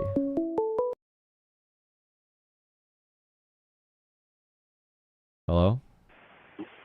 Hello? You're quiet. You're real quiet. Can you hear me? You're like extremely quiet and far away. Can you hear me now? No, it sounds really bad.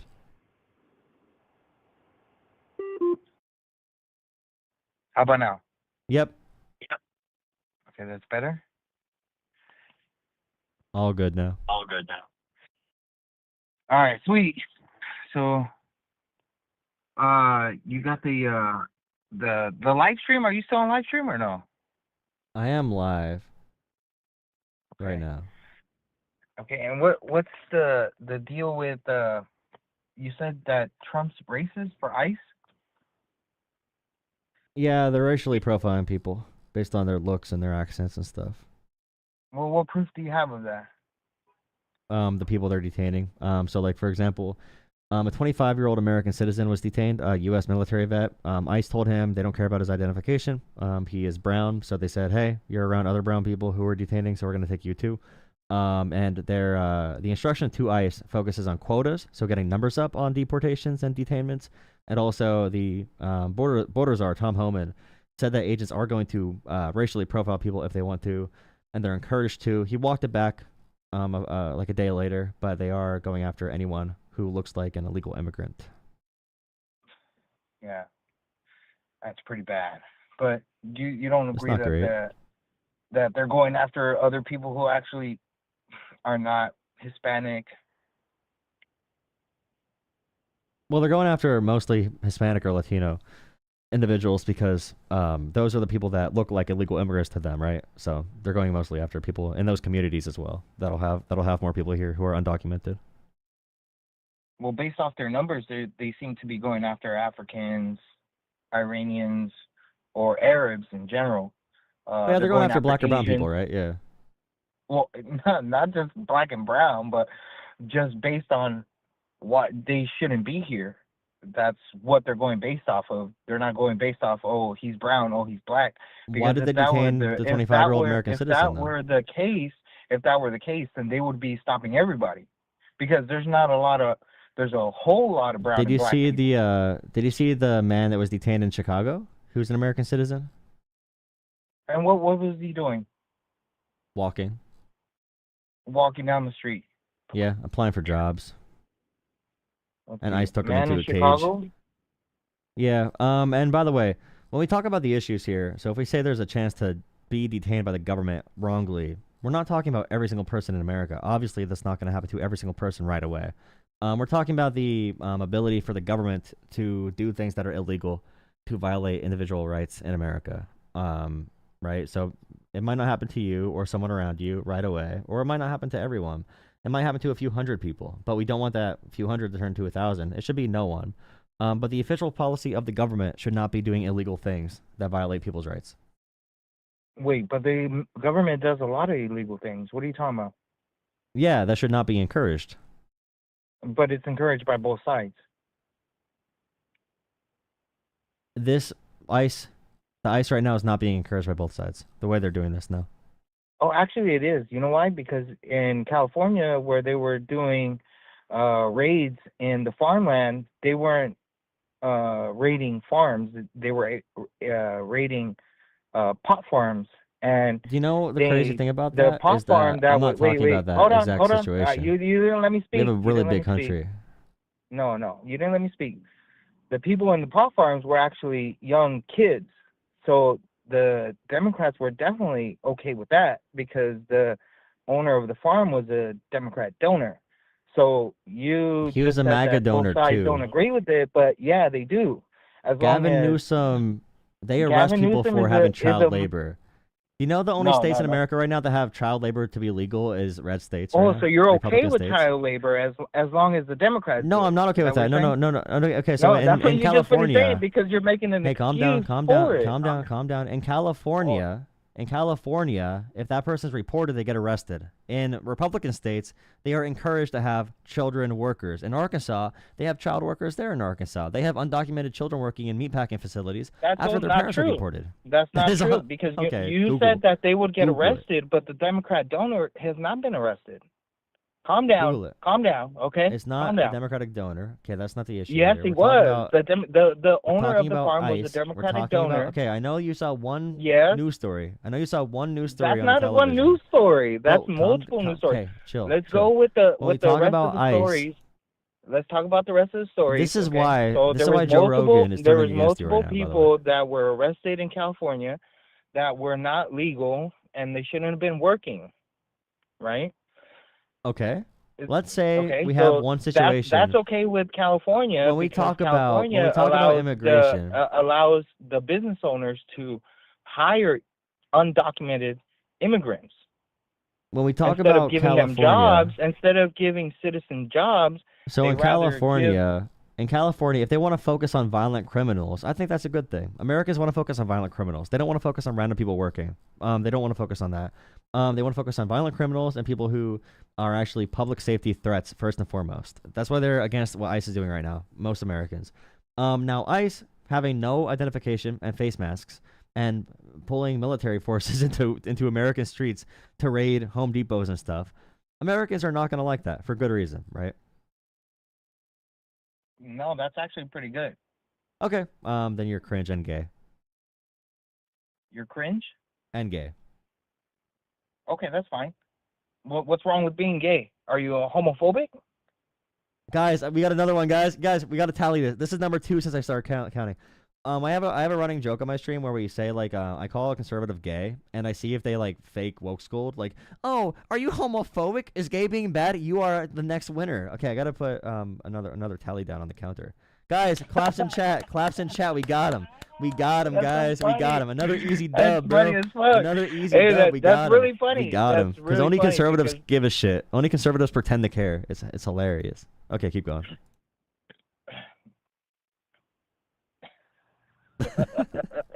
We got him, dude. Debate lost. Debate lost. You guys no, but really be for real, lose though. all the time. Be for real, though. Like when we talk about we talk about streak. ICE agents. We talk about ICE swear to agents. God, though. you guys stay on Swear losing. to what? To so straw? you guys get upset. Paper straws? You guys get upset because fucking ICE is out there arresting people, and you're not. You're okay with it. You're okay, like, so like in no, my leave opinion, the illegals if there's alone federal, okay, here, it's answer this okay. one. Answer this one. Answer this one. If there are federal, so in my community, for example, if I see a black van pull up and men hop out of that van and their faces are fully covered and they go and chase a girl down, 10 of them with their fat asses trying to get out of Golden Corral, their van trying to chase her down, hobble in, they tackle her, put her in the van, say, get in the van, we're not going to tell you who we are. If they do that in my community, I don't want to see that shit. I don't want to see that shit. I want to know who's in my community with guns. I want to know who they're detaining, why they're detaining them. I don't want to see that shit all throughout America, and most Americans agree. The only thing we ever see in America now that looks like a freaking drug cartel is the dumbass ICE agents coming. The ICE agents are the people that look like that. I don't want to see that in America. That's the dumbest shit I've ever heard. Because you know what? There's a lot of shit going on. Go to China, bro. Move that to you China. Have no idea Move to what's going China, on. bro. Move to you Russia guys and cry China. Move to and both, bitch bro. about some Yeah, move dumb to China shit because you're cringe and gay. Move to gangs China. Out there. There's Have fun. Yeah, there's gangs. There's gangs in your bedroom, bro. Yeah, a lot of gangs in California that actually a lot of gangs do in there, pop bro. farms in the fucking in Victorville. Oh, okay, and keep you guys repeating. really don't give a repeat fuck the about Fox that. News story All you saw. guys You know care one story. about is these fucking You know guys one that story. come out there with masks buddy. on. Why are you we don't advocating want you for to Jeffrey adopt them. They Epstein? have Dude, families too. why are you What, fighting don't for the care about their guy? families? Dude, you Is don't that care about the shit kids? that you guys complain about? Why is Really? Donald Trump protecting Jeffrey is Epstein? that shit the reason why Are you guys really don't wanna talking do about shit this? about? While Trump is defending Jeffrey Epstein. Fucking dick. Jeffrey Epstein right now. Why is Trump defending him? Well, why did Biden defend him? He didn't. He did. He didn't do anything. He pushed it underneath the rug, right? He did. Epstein he didn't died. want to do anything Wait, about when it. did Epstein die? When did Epstein die? He didn't even say anything about Epstein for the past 4 years, right? So about let's Trump, talk right? about 8 years. Trump was going to because reveal he was Epstein's files, actually right? VP for 8 years. So tell me, right? why is Trump and so scared right now? Why is Trump so scared? He wanted to say that no, there was nothing going on, nothing's dude, going there's on. kids and out not there only being that, assaulted, he and you don't actually care. brought him in his You make son, it political. And he was Why saying is that Trump so scared? his fucking son shit was Why is Trump so scared right now? and all this shit, which was Why is bullshit. Trump so scared? We Why is Trump so all scared? knew it. Wait, we all knew what? We all knew what? We all knew that his fucking son shit was not Russian collusion. Wait, okay? so you think so Donald Trump right now, why is he not releasing the Epstein files? Why didn't Biden? Why is Trump not? Trump said he's going to come save us. Hold on. Trump said he's going to reveal the deep state. Why didn't Biden do it? Why didn't Biden do it? Because Epstein died under Trump's watch. And Trump had the videos. That's fine. He died under Trump's watch, but why didn't Biden release the files? He had it, right? Because Trump had them. Because Trump was hiding them. No, wait. He had it for 4 years, right? No, Trump was hiding them. Oh, Trump was hiding him when President Biden was Wait, president. who do you think is in the Epstein files? Who do you think is in Epstein's files? No, who do you think is in the Epstein files? You tell me. I don't know. Do you know? No, you tell me. Exactly. So we both don't know, right? Is it Bill Clinton? Is he in there? Who knows? Who Okay. knows? Oh, okay. This is really smart for you. So Trumpers win easily How? by How not is that responding. really smart? If Because we if don't know because what's here, going on in the I'm just files. gonna Okay, do let the me ask you progression really this. quick. Let me ask So you this. if you say Let an me ask you answer, this. let's Who say killed the guy? because if you Did say he kill himself? So Did here's he the kill question himself? though. So Did here's for he the kill himself? hey, I Did have a stream. I'm talking to Epstein the chat too. kill I'm talking to the himself? chat too. Calm down. So when we talk Did about Epstein kill Donald himself? Trump and Hey, the calm Epstein down. files, Calm down. if he young boy, calm if down. if Young Donald man, Trump calm down.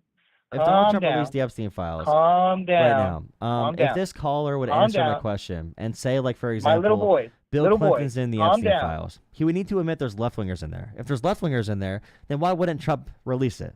Because then you need to admit either Trump is in the files and he's hiding them, or they're fake and they never existed, and Trump just used the abuse of kids for political points. So he cannot answer the question. You see this Trumper running away from answering the question? He doesn't know anything. All right, I need to Or talk to someone who maybe does know he something. doesn't want to die? Oh, I thought he was the big strong guy. He's the president of the. Oh man, your little sissy as president can't do anything. Who tried to kill him? Who tried to kill him? That, obviously. So somebody already tried to kill him, right? Thank you. Oh yeah, he's a big strong guy with bullets flying through his head. Yeah, sure, buddy. You're Look, coping little so kid, hard, look, bro. kid, You're come coping on, so hard. You're child, coping please. so hard. You're so coped up right now, dude. Donald Trump and Epstein were slaying out there. You gotta stop. Oh my goodness. All right. Please drop a like, comment, subscribe. Did you notice that, guys? He refused to answer that question. He knew he couldn't answer it. So they're getting really slimy with the MAGA world, just not responding at all to questions. Like, hey, who do you think's in there if it is real? Like, hey, who do you think's in there? Who do you think's in? It's like, dude, it's not my conspiracy theory. It's your conspiracy theory. True. You said kick now. Please drop a like on the stream. We're at 155 likes. 155. I need some more likes. Thank you so much. Abaddon, thank you so much for 15. Thank you for $15 on Cash App. Thank you so much. Thank you, thank you. Jolah Politics on Cash App, PayPal, or Venmo. Jolah Politics. Thank you so much for the donations. Sri for $5. Thank you, Sri. Thank you, Sri. Appreciate it. I guess I'll here. Let me do this one. Okay, that's good.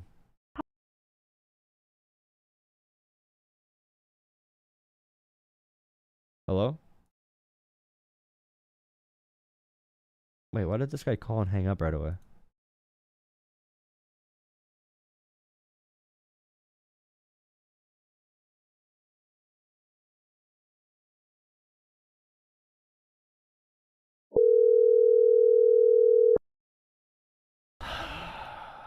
Hit the phone number, dude. Where's that video of Trump looking really dumb, dude? Wait, Trump, Epstein.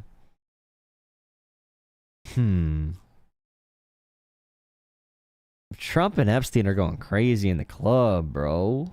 Released the grand jury testimony from the Epstein files. So Pam Bondi just announced that she's going to release the grand jury testimony from the Epstein files at Donald Trump's direction. That's ridiculous. The grand jury testimony, of course, will only relate to Jeffrey Epstein and Ghislaine Maxwell, the two people who were charged in the case. It's not going to include all of the other witness interviews. It's not going to include texts and emails. It's not going to include photographs and videos. It's not going to include all of the evidence that will relate to other people involved in the sex trafficking ring. Including Donald Trump. So this is Donald Trump's effort, with Pam Bondi doing his dirty work as always, to gaslight you into thinking they're turning over the Epstein files, when in reality, they're turning over nothing that is relevant to what everybody deserves to know. If they want true transparency, as they say, they need to turn over everything, not just grand jury testimony.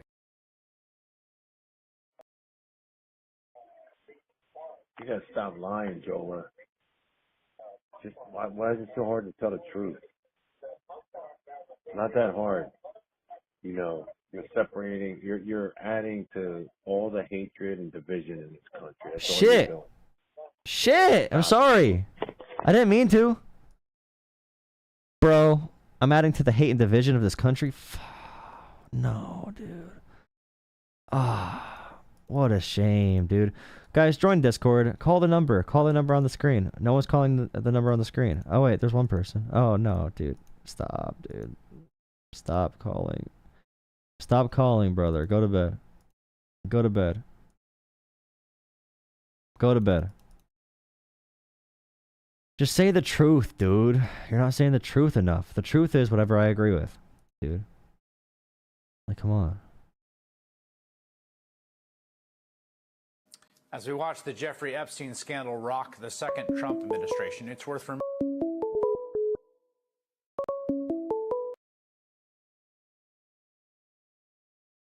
Hello?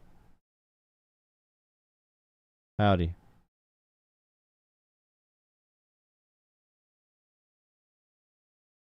I generally support like your channel. You know, I'm anti-Trump. I want to press you a little bit or play devil's advocate on some of the abundance stuff. I guess I'm just, yeah. What do you think about it? I don't think it has good intentions. I don't really have a problem with it. But the movement for abundance and all that stuff about like deregulation and stuff, it's repackaging just simple efficiency talking points and trying to yeah, I don't know. I'm not a big fan of the political movement. Do you think though that some of the proposals from Ezra Klein would accelerate some of the progress that we on, for instance, like high-speed rail or housing, like things like that? I mean, I think he does have some pretty good points, and I understand why he takes a lot of flack left. I'm sorry. There's like there's a sound effect that's like keeps butting in, and it's very distracting. Wait a minute.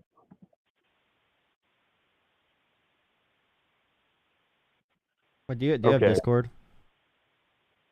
No, I don't. Shame. All right, wait. Okay, I think we're good now. Can you hear me? Yeah. Okay, yeah. Yeah, I mean, I think Ezra Klein actually makes some pretty solid points about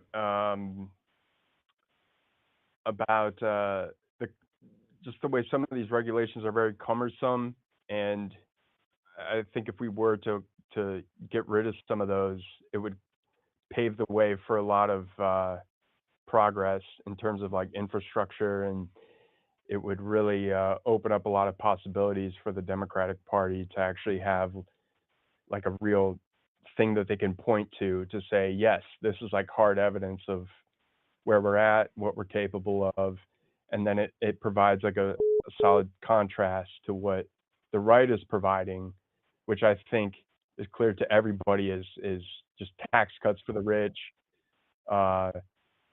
deporting fucking immigrants needlessly and illegally and cruelly. And yeah, for me, like a lot of his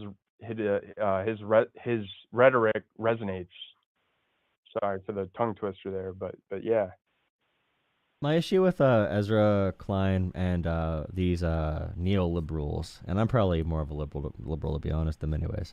So like the whole issue here is we're combating fascism, which is mostly a cultural movement, and they're trying to use like technocratic policy solutions to solve that. But the media and propaganda apparatus we have is the only thing that matters, and Abundance has the worst communicators and most milquetoast, most anti. I don't even know. Like they're really not fit for the 2025 politics. They're meant for like Bill Clinton's era of politics. And the people falling onto Abundance, like I don't. It's just so. They talk about Josh Shapiro, right? The governor of Pennsylvania. Using emergency declaration to supersede, to bypass like regulations to rebuild the one bridge that collapsed. I think that was on 95. So like when you rebuild a bridge like that, then you do it very quickly. You could say government regulations are a big problem there, and we could look at efficiency, as a point of focus. But there's nothing about that you should be focusing a political movement off of. There's no messaging strategy for it. There's no combating narrative to Trump saying immigrants are bad. We probably need to engage with a different view of America in general, like a whole view of what America should be. Like if we imagined today the American Constitution was gone, and we need to advocate for a new system of government, and we need to re-advocate for the system we currently have in a more powerful way. I just don't think abundance really does that in a fierce enough or aggressive enough way. Well, if you consider, okay, the New Deal era, which so many leftists tend to appeal to, and the way that FDR spearheaded so many of these massive infrastructure projects, most notably like the Golden Gate Bridge, for instance, he really, he took, it seems to me, pretty consistent with a lot of what Ezra Klein is proposing, which is basically, you know, the federal government kind of like taking the reins wholeheartedly, overriding all these state, local regulatory measures that are in place, and just kind of just bulldozing ahead and just saying, we're going to build this goddamn fucking bridge, and we're going to employ people directly, and it's all going to be it's all like federal oversight, and we're just going to do this. And for me, that to me seems like in this current climate, like the only way we're actually going to have like massive infrastructure or like real, you know, technological progress, you know, engineering. I just don't think that'll happen. Like FDR was a borderline authoritarian, like liberal. He's probably a good example of an authoritarian liberal, to be honest. And he focused on a lot of federal government control, spearheading these projects, and it was never about deregulating for the private market to work as well. Better, like I don't think FDR was even like super pro immigration. He was very hardlined and very aggressive, and his media strategies are probably the most notable thing. His fireside chats and his doctrines to make sure the radio waves were not dominated by right-wing voices. He did a lot that is not credited for. And like Ezra Klein sounds good to people who are informed liberals. And we need uninformed voters. We need messages that get uninformed voters to be on our side for the upcoming restructuring of America post-Donald Trump. And I think if we talk in policy language, like we need a populist of some sort, whether it's Andy Beshear or John Ossoff or even like a Josh Shapiro who can replicate Obama. Like they can have some abundance sprinkled in, but I think anyone making it, like, do you know what I mean? Like, I don't disagree with you. Like, it can't be the entire political movement. It could be an aspect of it. Like I think Zoran Mamdani's co-opting abundance language right now, and he's talking about removing regulations for building housing and removing regulations on red line for small businesses and stuff. So you can add that into pretty much any movement.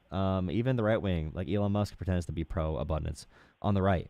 So it's not anything. It's kind of it's kind of amorphous. You know what I mean? I guess, yeah. I would concede that you know, the building a whole platform on like too much regulation is the real problem. I think probably is that's not a winning platform, and I think that's not really going to be the thing in 2028. I guess I'm willing to concede that. Do you mind if I ask you about one other thing? Yeah, that's sure. like kind of like, all right. Now, okay, what do you think about like political violence, the Luigi Mangione case? This guy who like assassinated Brian Thompson. I mean, I think most people would acknowledge that political violence is not productive, like it's not a good thing, and it's kind of like a natural consequence of some of these bad healthcare policies that we have in this country. But like, do you think that case has, like, as we get towards trial, does that have the possibility of escalating and possibly being a catalyst, especially like in the heat of Medicaid being stripped away and you know, the election? And I truly think like healthcare is going to be a big issue in 28. I guess, like, where do you see that within like the cultural conversation?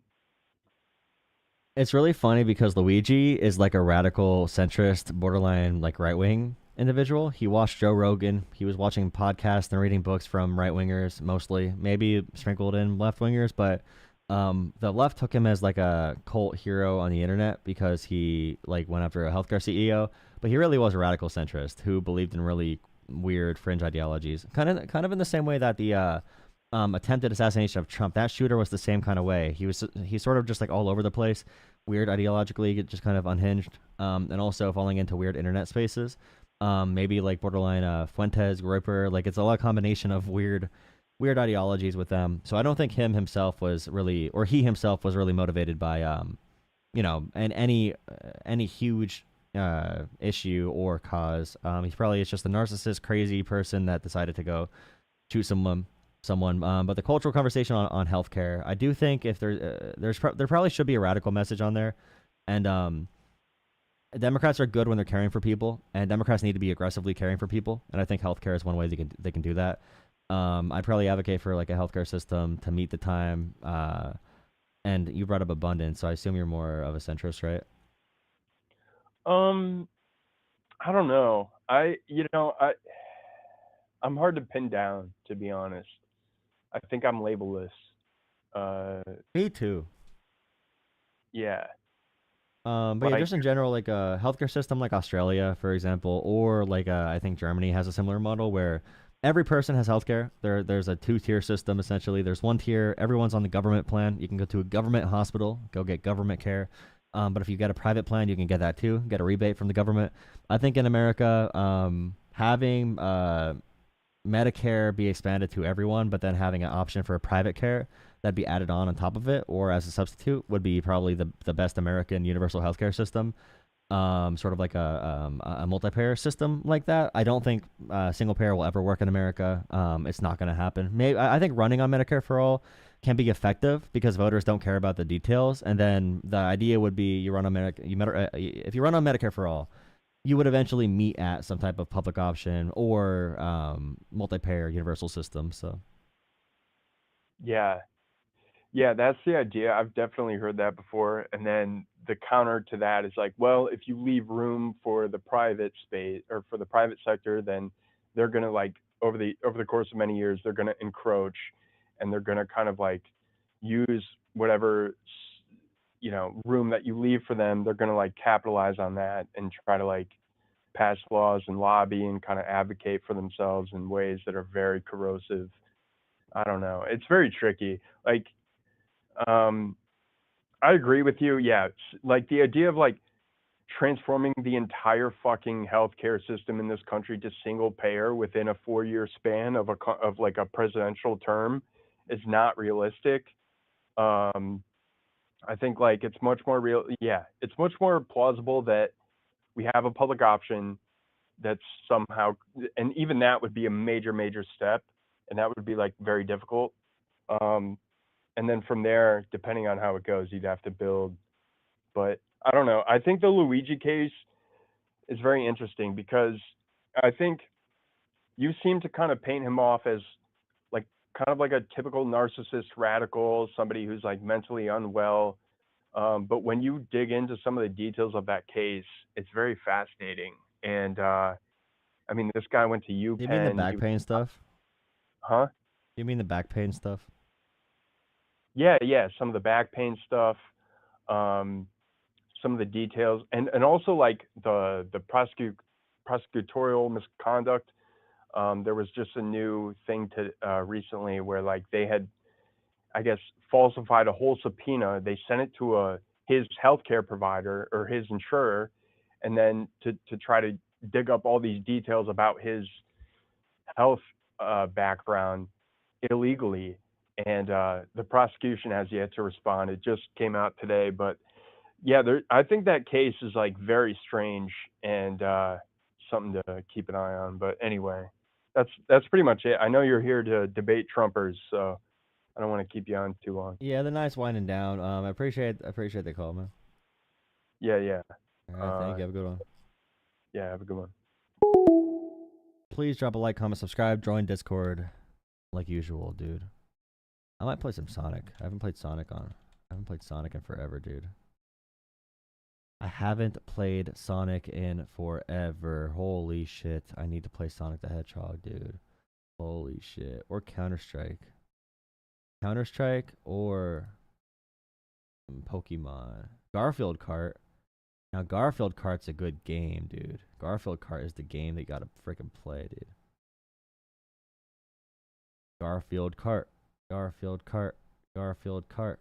Garfield cart. Good ass game right there. Garfield cart right there. Right there, bud. Selma? What is that? Wait, my @ isn't Jolah Talks Politics anymore. It's just Jolah Politics. Best time to call is right now, dude. Before I go to bed. Call from. Oh. Hello. Hello. Howdy. Yeah, John from Boston. How are you? Oh, it's hi. How's it going? What's up? All right. What do you think of this Epstein stuff?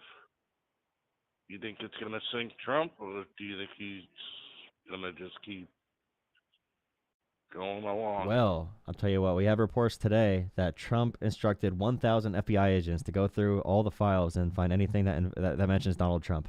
And he's like, I've never been a conspiracy type guy with these situations, but the way Trump has been acting, he shits his pants whenever they bring it up. So I'm a little bit skeptical now. You know what? He was there. He was engaging in sexual activities with underage girls. Oh, okay. He's a sex offender. He has no business being president. Both the Democrats and the Republicans need to get their crap together and get this guy out. They went and got Nixon out years ago for something minor compared to this. It's time to get this guy out. This guy's a lunatic. I never liked this guy anyway, even back in the day. But he's a lunatic. I also think he's losing his mind. He's definitely not fit to be president. He's dangerous. You just, I don't know. I don't even know how people could like him and worship him like Jesus. He's nothing like Jesus. He's a demon. He needs to go. Honestly, he's well, how can I put it? He's very harmful for this country, and he's already caused enough harm. And he's doing things that are illegal, and they let him get away with it. And the Democrats ain't doing enough either. True. There are things the Democrats can do to stop it or make it harder for him, and everybody's just sitting there, with the exception of a few, and one being socialist Bernie Sanders. Those are the only. Okay, you got what's her name? Crockett, AOC, is it? Yeah. I'm an independent. So Bernie Sanders, maybe Jamie. What's his name? He had cancer. Raskin. Jamie Raskin.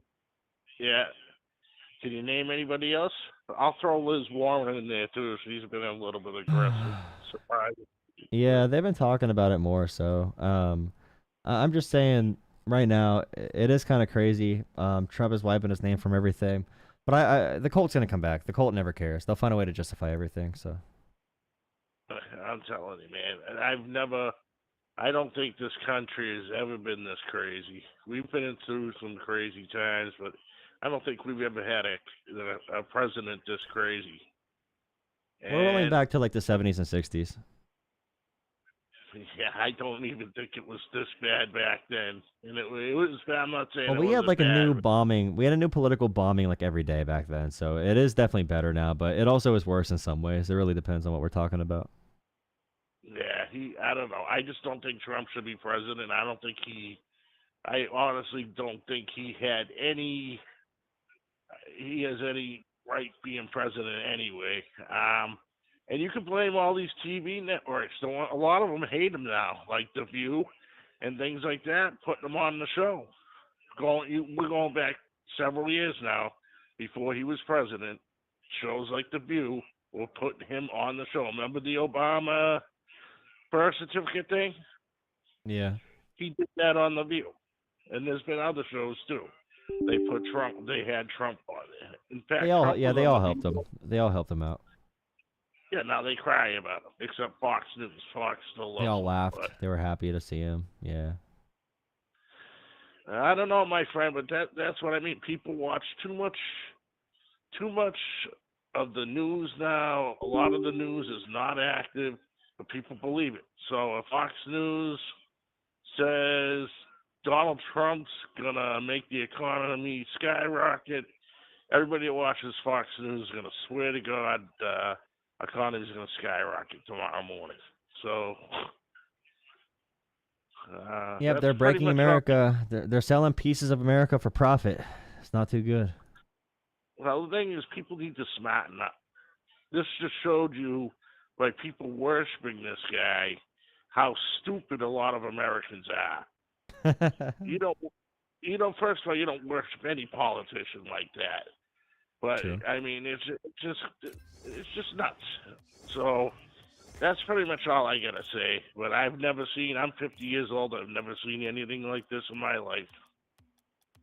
Ronald Reagan was great compared to this guy, and a lot of people don't like Reagan on the. Yeah, he was too nice to immigrants. Yeah. And he wasn't great either, but yeah. You have to be aggressively anti-immigrant to the point of dehumanizing them to be animals, so. Really, who was the last? I know who the last decent president was. He might be in the Epstein files, too. Watch out.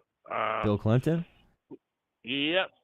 Bill Clinton was the last president to balance the budget and have a Congress that actually worked with him. Look it up. Well, every I'm not Democrat saying- since then lowered the deficit, right? Obama lowered it, Biden lowered it, and Trump put it up, Bush put it up. All the Republicans put the deficit up, though. Yeah, they always do. It seems like every time a Republican gets in there, they cause a recession. Yes, sir. Every I time. appreciate the call. I'm gonna talk to some more of their soldiers, but I appreciate you calling in. I hope I could help the knuckleheads out here that like Trump, but No, it's they good. It's really- always good. You they saved need me to some think talking right. time too, right? You saved me some time. I could relax between calls. I don't gotta talk, so I appreciate it. I enjoy listening to you, buddy. Have a good I night. appreciate you watching. Have a good one. How nice. What a sweet conversation. I'll take another phone call. 1 second. I'll be right back. I'll be back in 2 seconds.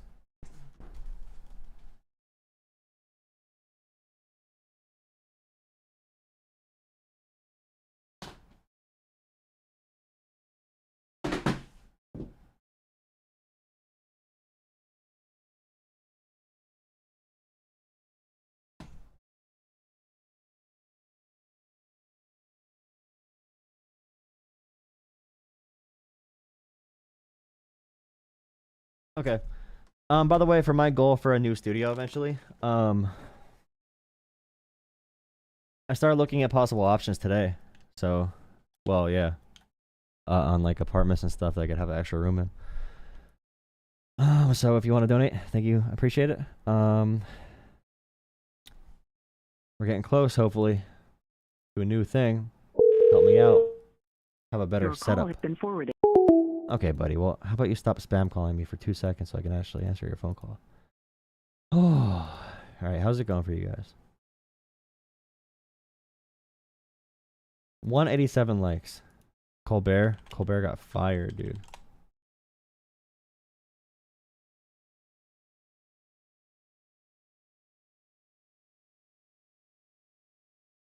Delusional nutbag Democrat.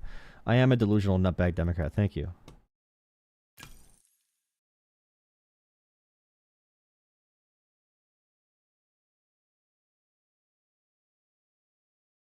Join Discord, guys. Join Discord on my video descriptions. You can join Discord, okay? On my video descriptions, all right?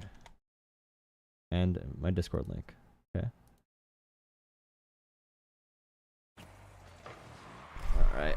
Join Discord. If you want to call in, go join Discord. I want to play Rocket League. You can go to bed too. You don't gotta watch me. I got my rank reset, so I'm on the weenie rank right now. All right, who's this person?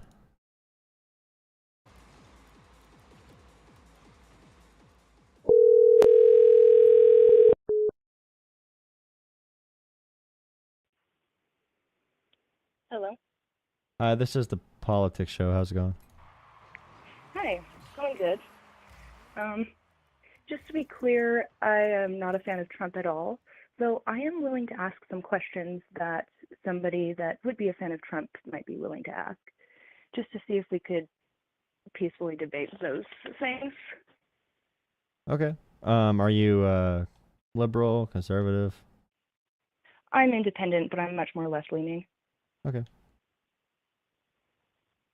Sounds good. Okay, so I have a few things that I'm just... Do you have an idea where to start? There's the common Trump arguments of, like, say they're going after just criminals.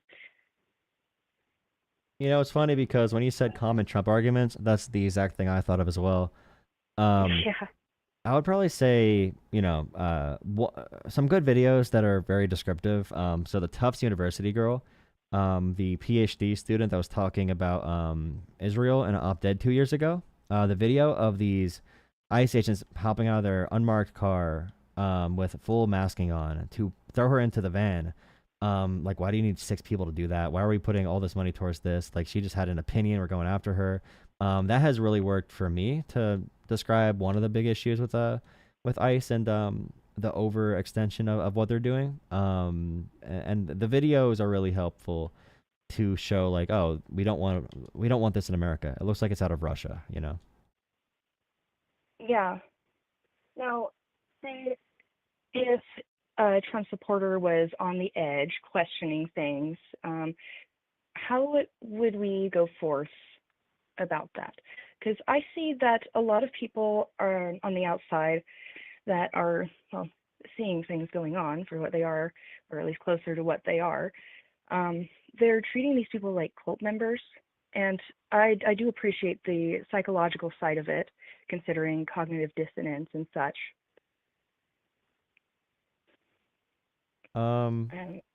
Yeah.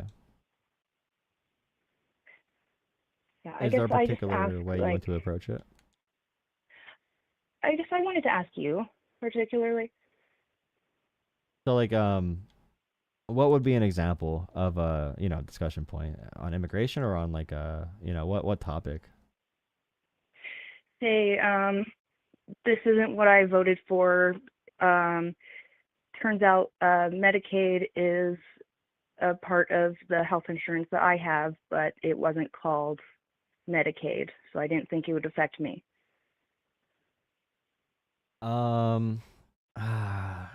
It's really hard because if you're pure MAGA, you do believe Trump was sent by God, or he's a messiah, or he's a savior to go after the deep state. So it depends if it's someone who's independent or if it's someone who's Republican, but they aren't really ideological. Maybe they're a little bit ignorant. They just don't know any better. It works good for non-voters who might say, like, oh, politics doesn't matter anyway. It'll never affect me. And you could point to an area where it's like, yes, this very much does affect you. Politics does matter because of this. Oh, that's tough with Trump. It is tough with Trump. I mean, you could focus the anger at the local Republican maybe, if they really love Trump that much, because they'll probably never believe Trump actually did it to them if they love Trump. So maybe make the enemy the Republican locally, and then hopefully, if you're in a district of a Republican congressperson, they either won't vote for them, or they probably won't vote Democrat. But at least that'll be one less vote for that congressperson, especially in the midterms. The midterms are a big focus right now for the election, right? So. I think leading them to be angry at their local congressperson might help, especially because Trump's going to be gone soon. So if they're very tied to Trump, it'll make it easier for them to be turned off from politics, at least maybe when he passes, I think. Mm-hmm. I had a few more questions here. I just can't think of it on the top of my head here. No worries. Directing the anger to the local congressperson, that, I mean, a lot of this has fallen into place just because people have been focused a lot more on the presidential elections than, say, like primaries. 2025 is a year where a lot of people are stepping up to run for Congress and just to be more a part of it. I personally know a few people who are wanting to run, and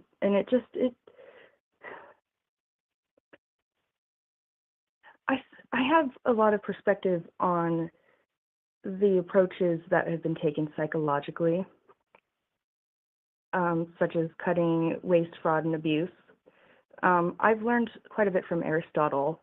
Say, if there is a form of government that is falling apart, and there is somebody that comes in, or some party that comes in and acts like a savior, the population, citizens are already at a vulnerable place, so maybe they might want a savior.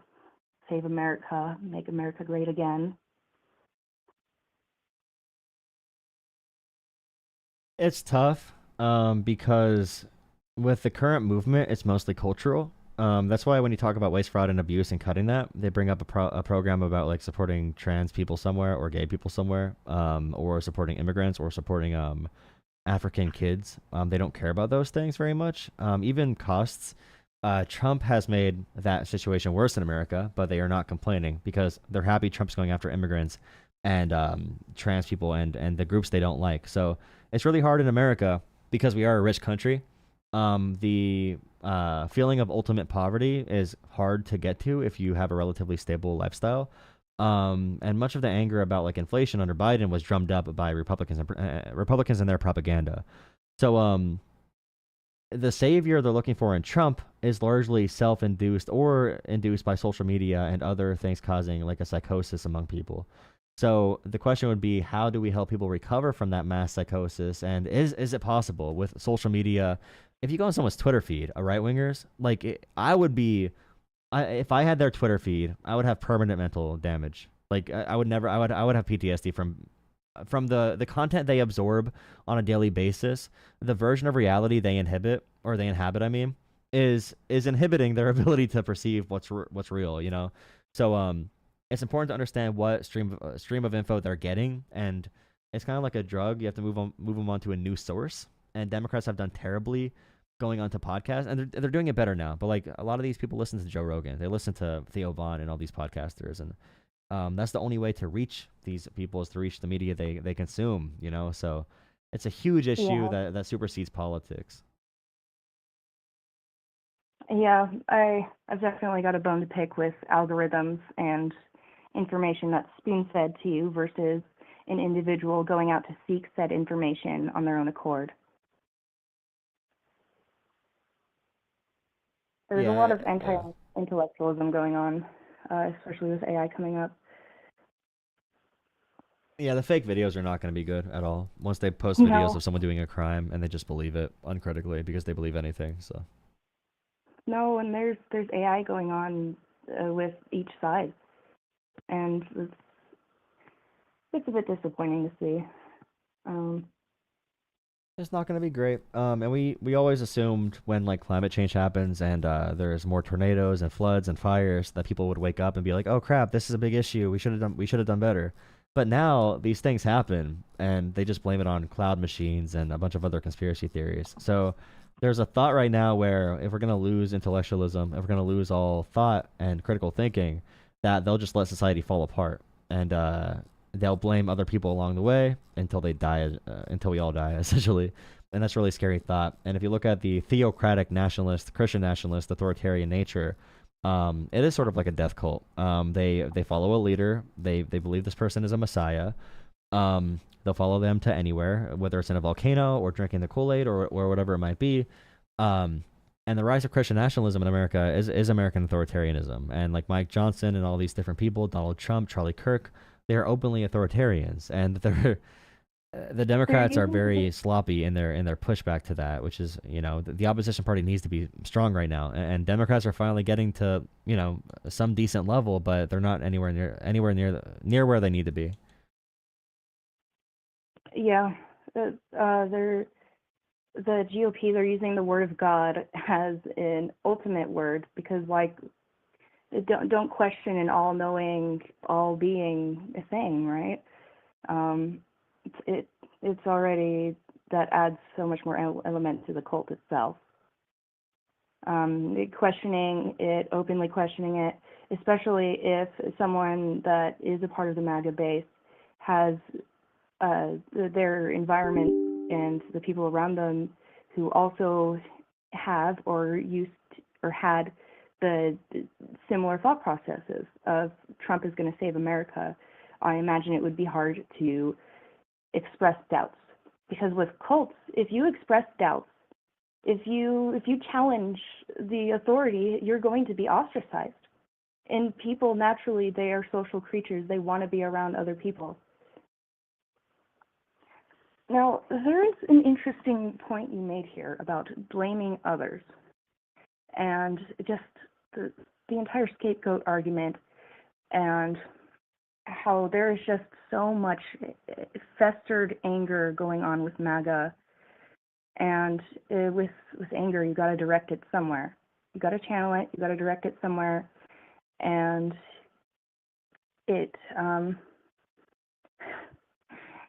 two birds, one stone with their evil eyes. And their evil eyes, because admittedly, I have been to countless protests, and the people that are fighting for America's rights, they're quite often a marginalized group of people that are disadvantaged in this society. They're vulnerable people. Also, because not only is it affecting them, but a lot of these people, they've faced hardship, especially class hardship. We were very close to experiencing class consciousness and collective class consciousness. And I also think that after December 4th and everything going on with United Healthcare, we as a society have reached a point where we can't quite go back. And I think a lot of us just want America, this whole thing, to get the toxicity out, and the toxicity looks different in different people's eyes. We need a generational leader at this point. We need a moral leader. We need a JFK or an Obama or someone who can captivate the nation with their speech and really have a huge cultural shift happen in America. And we're becoming very selfish. And it happens in developed nations like ours, where you forget why you have laws and why you have all these different things. People blaming modern medicine for all their problems, and vaccines, for example, like anti-vaxxers, they have the privilege of being anti-vaxxers in America. They have the privilege of being conspiracy theorists because we, the rational thinking people, keep them alive. And now we have a life expectancy that's like near 80 years old, which is like 30 years higher than it was 40 years ago or 50 years ago. And they think it's bad because they're told to think it's bad. And they're going to crash our society until they F around and find out, but it's going to be too late when that happens because we have AI surveillance states rising. So it's a really scary thought, and they don't understand what they're getting us into. But as far as like the current authoritarian state, all they need is 30% support from the public. All they need is enough propaganda, no matter what happens, to have 30%, 40% support, and they're not going to fall apart. So that's why we need an opposition party that can captivate the nation, and we need that next leader to come up. And the Democratic leadership right now is pathetic. Hakeem Jeffries, pathetic. Chuck Schumer, pathetic. Well, their idea of resistance is quite sad to witness.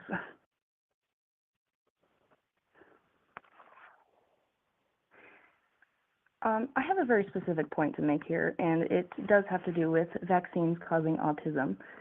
There is a myth. It's a myth. I've read from multiple sources. And funny enough, one of the sources is the book, What to Expect the First Year. It's after What to Expect When You're Expecting. And essentially, it was done by a biased dentist, not even a doctor, but a dentist. And it is just, I don't have it pulled up directly in front of me enough to share it accurately, confidently.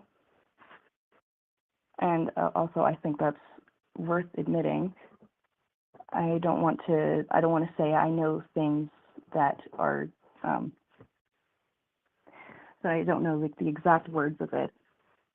Yeah, it's been debunked very often. The people that were anti-vaxxers had competing vaccines and competing business reasons for why they put out the anti-vax rhetoric, and they all make money off it. They're all charlatans and grifters, and yeah, it's been one of the most debunked claims in human history. But the evidence doesn't matter to people. It's sad. Oh, interesting. People react to fear. So people react to fear. Well, here's a question to answer, and I appreciate the call. Before I move on to my final, I see people in Discord. But if someone imagines the Trump voter protester, the Trump voters principles, the Trump voter scientist, the Trump voter professor, who is that person? Is there a cause for that person? What's their ideology?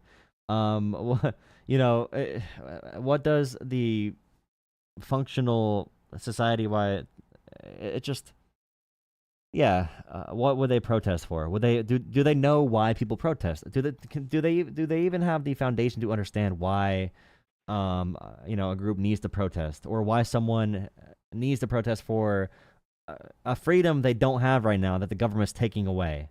And it really is a lot of people that have a lot of privilege, or they just don't know any better, that voted for Trump. And we need people to wake up and try to wake up some souls in America, and wake up new people who are not currently involved. And that's probably the biggest goal right now, is to wake people up as much as possible. Anyone with a soul, anyone who's alive right now. In-person connections. Know your neighbors, know their names, make friends with your neighbors. Go out to local events, eye contact, a smile, hello. Have people know that they are being noticed. That's how you bring humanity. And also, generational privilege is something that I think about, of like people who are anti-vax, because like you said, they didn't get to witness. They don't get to witness an environment where someone would need the vaccine, because it's just I have a good example in chat really quick. So someone said, Trump voter principle, I want to make America great. You see, if you have issues, if you have problems, if you don't have a freedom, you would never just say, I want to make America great. You would never just say that. You would have an actual cause, an actual fight, an actual reason to protest. Not because you want to be right and your America wants to be great and the way you want it to be great. You would have other things to advocate for. Every Trumper that calls into my show, I can beg them to talk about their life, about their healthcare, about their standing at their job, on how to make America actually better. But they refuse to talk about anything that affects their life. They talk about trans people, gay people, immigrants. They talk about George Soros, and they talk about a bunch of other bullshit conspiracy theories, because they don't care about the real issues. Or they're too weak and they're too much of a pushover to talk about the real issues. And it's annoying. Every conversation, they can go after the illegal immigrants. It's like, dude, I'm not talking about it's a conversation about your life. I'm asking about you and your struggles. And it's like, I have to assume you're weak, you can't talk about them, you don't know what your struggles actually are, or you don't have them. You don't have struggles. So yeah, I don't know. Yeah. Well, I think that's just about it.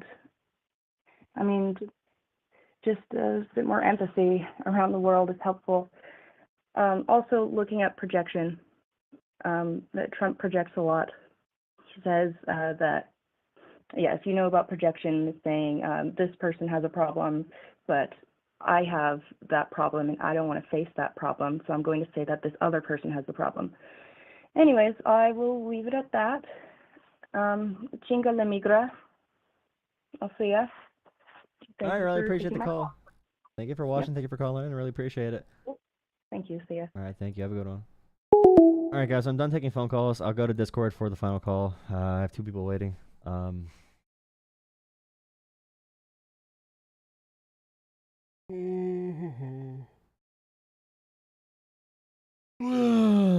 Thank you, Kyle, for letting me know there's people in there. I appreciate it.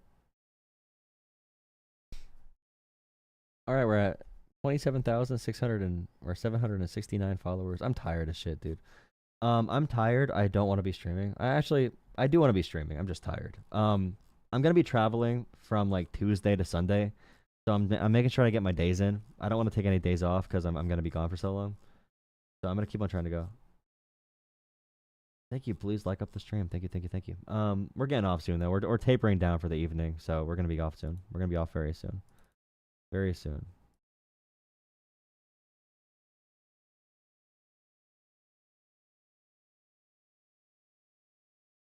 Well, who is this person? I don't know who this is. Oh god. Okay, wait.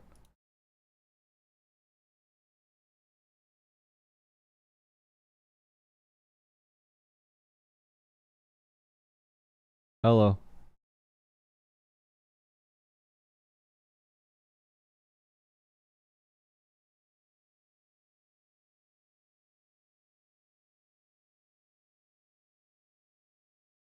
Yo, Yo.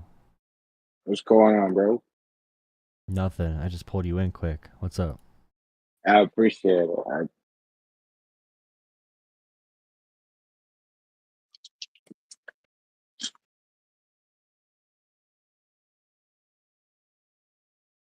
I just want to get your take on how, as a country, we can go from a two-party system to a system that will actually go and serve the people.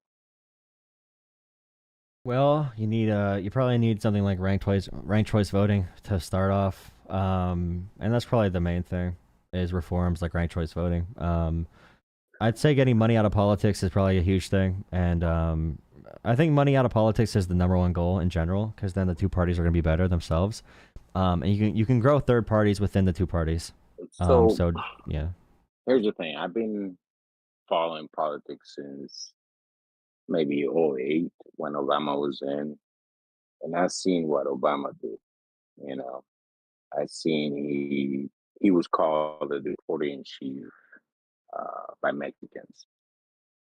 However, he was pretty quiet about it. Like he was all smiles and everything. But with Trump, what we're seeing is that he's pretty blatantly racist about it. And he's not just going after criminals like people thought that he was going for. From what I've seen in videos and reports, it's like he's going for everybody that just look Hispanic. In 2016, I voted for him, but after that, I decided not to vote again because what I realized is that both parties have sold us out, and what I seen is that no, there's no politician out there that's for the people, but for themselves. So with that being said, it's like, do we even have any hope of the three branches, uh, to even follow or uphold the Constitution at the rate we're going? So I think you need to stop looking at it as two parties. It's not really two parties. These are very complex systems. We have the federal government, we have the three branches, we have state governments, we have localities, we have municipalities, we have counties, we have all these different governments. We have thousands and thousands of elected officials. Each party is made up of the people that are in those parties and serve those parties and influence those parties. That's why Democrats are a better party, because the Democrats have more people who care about things like taxing the wealthy, for example, and giving people health care. So that's why I support Democrats. Not because I love all Democrats. Democrats do bad things, but there's more people in the Democratic Party who push for reforms to the government to make sure they follow more of what this country was set out to be, in my opinion. So I think looking at it in terms of like, oh, nothing good's going to happen, they're both the same. They're really not both the same. There's very key differences between the parties, and we need to be encouraging as voters.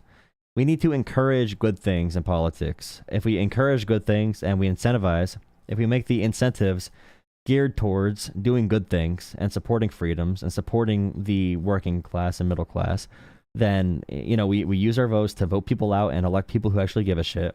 Eventually, the process will change, but I don't think people are really dedicated to that. People would rather complain rather than go vote or organize or do anything real. People just want to complain about it, and I don't think people really care to that big of an extent as much as they claim to a lot of the time. I did not vote this past year just due to the fact that I did not think that either candidate was fit, or at least what he was portraying from both candidates on the news and on the conversations that they would have, like they would go on TV and talk about politics and all that. I did not think both of them were fit to run the office. However, what I've seen is that Trump literally just lied to the Hispanic community, saying that he was for them, that, he he was just going after the criminals. And I kind of turn away from that because I think that, yes, I agree that we should have a secure border. I think we should have a process with immigration where it will be easier and faster rather than waiting 10, 20 years for somebody that wants to immigrate here. Because I think immigration is a good thing for this country. Because I generally think that this country was built on immigration. You know what I mean?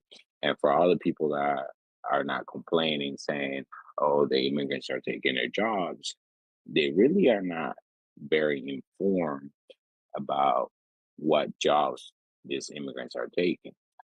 I'm not advocating for slavery because when you look at these jobs, they're pretty much immigrants are just taking farm fields, and most Americans have yet to see an American person go and work in these fields. Well, that's the It's thing about pretty immigrants in America is that immigrants do jobs like that pay bad, and immigrants actually raise wages for American workers because American workers then go on to do more high-skilled manufacturing and higher paying.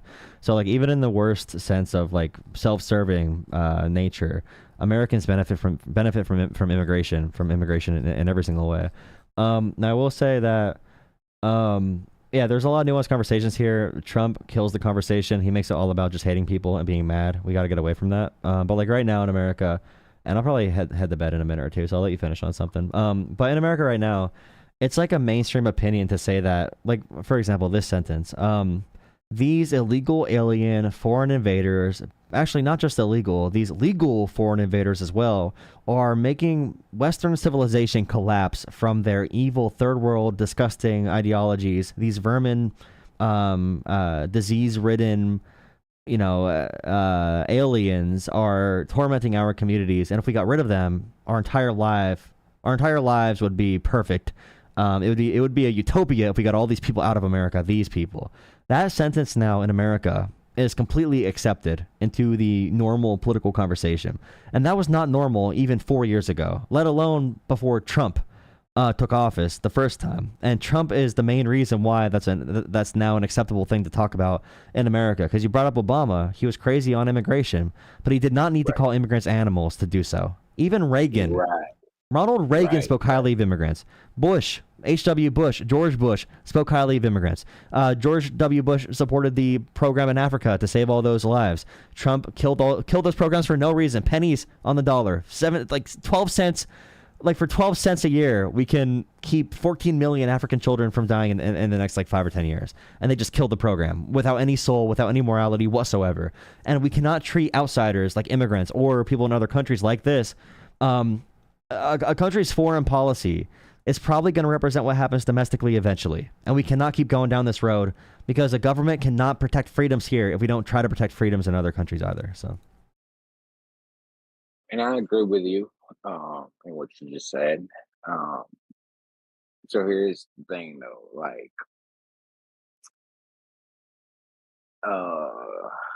can I say about that? With Obama, like I said, he did do the most deportation issues that has ever been brought up by any other president, right? The problem with Trump is that he's being blatantly racist, and this country was built in the back of slaves and immigrants. Now, how can we go from this conversation to a party that's actually going to serve the people that voted them in? Because it does, to me, it seems like both parties are just there for their money and to get rich, because there's not one member in Congress. It could be Republican and it could be Democrat. that are not millionaires or mega rich. Okay, just remember this really quick because I gotta head to bed soon. But like, remember what I said about parties. So Democrats, they raise taxes on the wealthy, not because they're all great people, but because they need to. The reason they need to is because the voters of the party care about it. So if you want good people in power, I would elect Democrats, elect a lot of Democrats, force them to actually be good or get primaried and get kicked out. That's how we approach it in more than just two parties. We can elect other candidates on these tickets, even Republicans. You can elect better Republicans as well. Like we need candidates who actually care about these things and who will do those. We do have these politicians in America, believe it or not. Whether it's a school board or a county borough council, or there's a county commissioner, whatever, state governments, state representatives, there are great people in politics. We need to find them and elevate them as much as possible and do the work we need to find out who's actually advocating for policies that'll help people. Because it is a real thing. It can happen, but Americans are shit at it. Americans suck at voting. And we got to be better at voting. There's no reason Mitch McConnell and Pelosi should still be in office. We suck at voting. Voters, we got to blame the voters. The voters got to be a little bit harder working in their decision making. All right, man. I appreciate you calling in and talk for a little bit. I'm gonna hop in the other channel and chat for tonight. Yeah, I have other chats on Discord for anyone watching this. You want to join Discord in my video descriptions, my stream descriptions. All right, yeah. Thank you for the call. Appreciate it, bro. Have a good night. Have a good one. All right, guys. I'll be back on tomorrow at 9. I want to say tomorrow at 9 p.m. Yeah, thank you guys. Thank you. I appreciate you guys for watching. Rebel left already, Kyle. Yeah, Rebel left. I'll do Rebel tomorrow.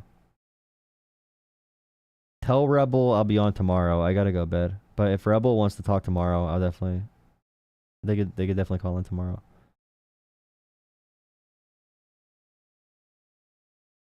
Yeah, I'll talk to Rebel tomorrow.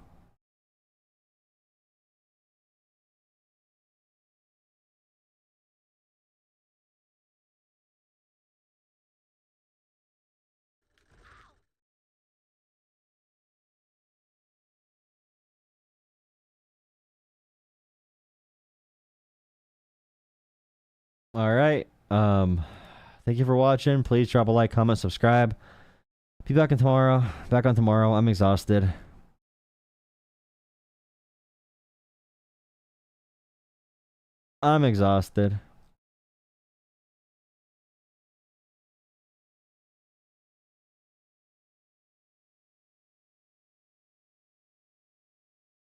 And also, I can't talk to. I talked to like 10 people tonight. We gotta set some limits here. I appreciate you shouting them out that they were waiting, but also I can't do it. I can't. I gotta be a little bit selective as well. Unless if they're paying me, then I can rush it. But nothing ever happens. Thank you for watching. Yeah, tomorrow 9 p.m. or 9:30 p.m. I'll definitely be on by 10 p.m. All right, I guarantee I'll be on by 10 p.m. 10 p.m. at least, maybe a little bit earlier, so I can get some sleep. All right, guys, I'm gonna go to bed for once. Join Discord. Thank you for watching. All right, guys, have a good night. Appreciate you guys. See you tomorrow. Try not talking to all Democrats. I spent 90% of the show yelling at people. Are you one of those gay stupid people? By the way, that's a fun game to play. Bro. For people who never watched my channel before. Be like, dude, you're dumb and gay, and if they get mad and say, or they get fake mad, oh, are you homophobic? Is gay being a bad thing? I wanna count how many times that happens. I should be clipping it. Every time it happens, bro. I should have been clipping it. It's hilarious, bro. All right. See you guys tomorrow. Have a good one.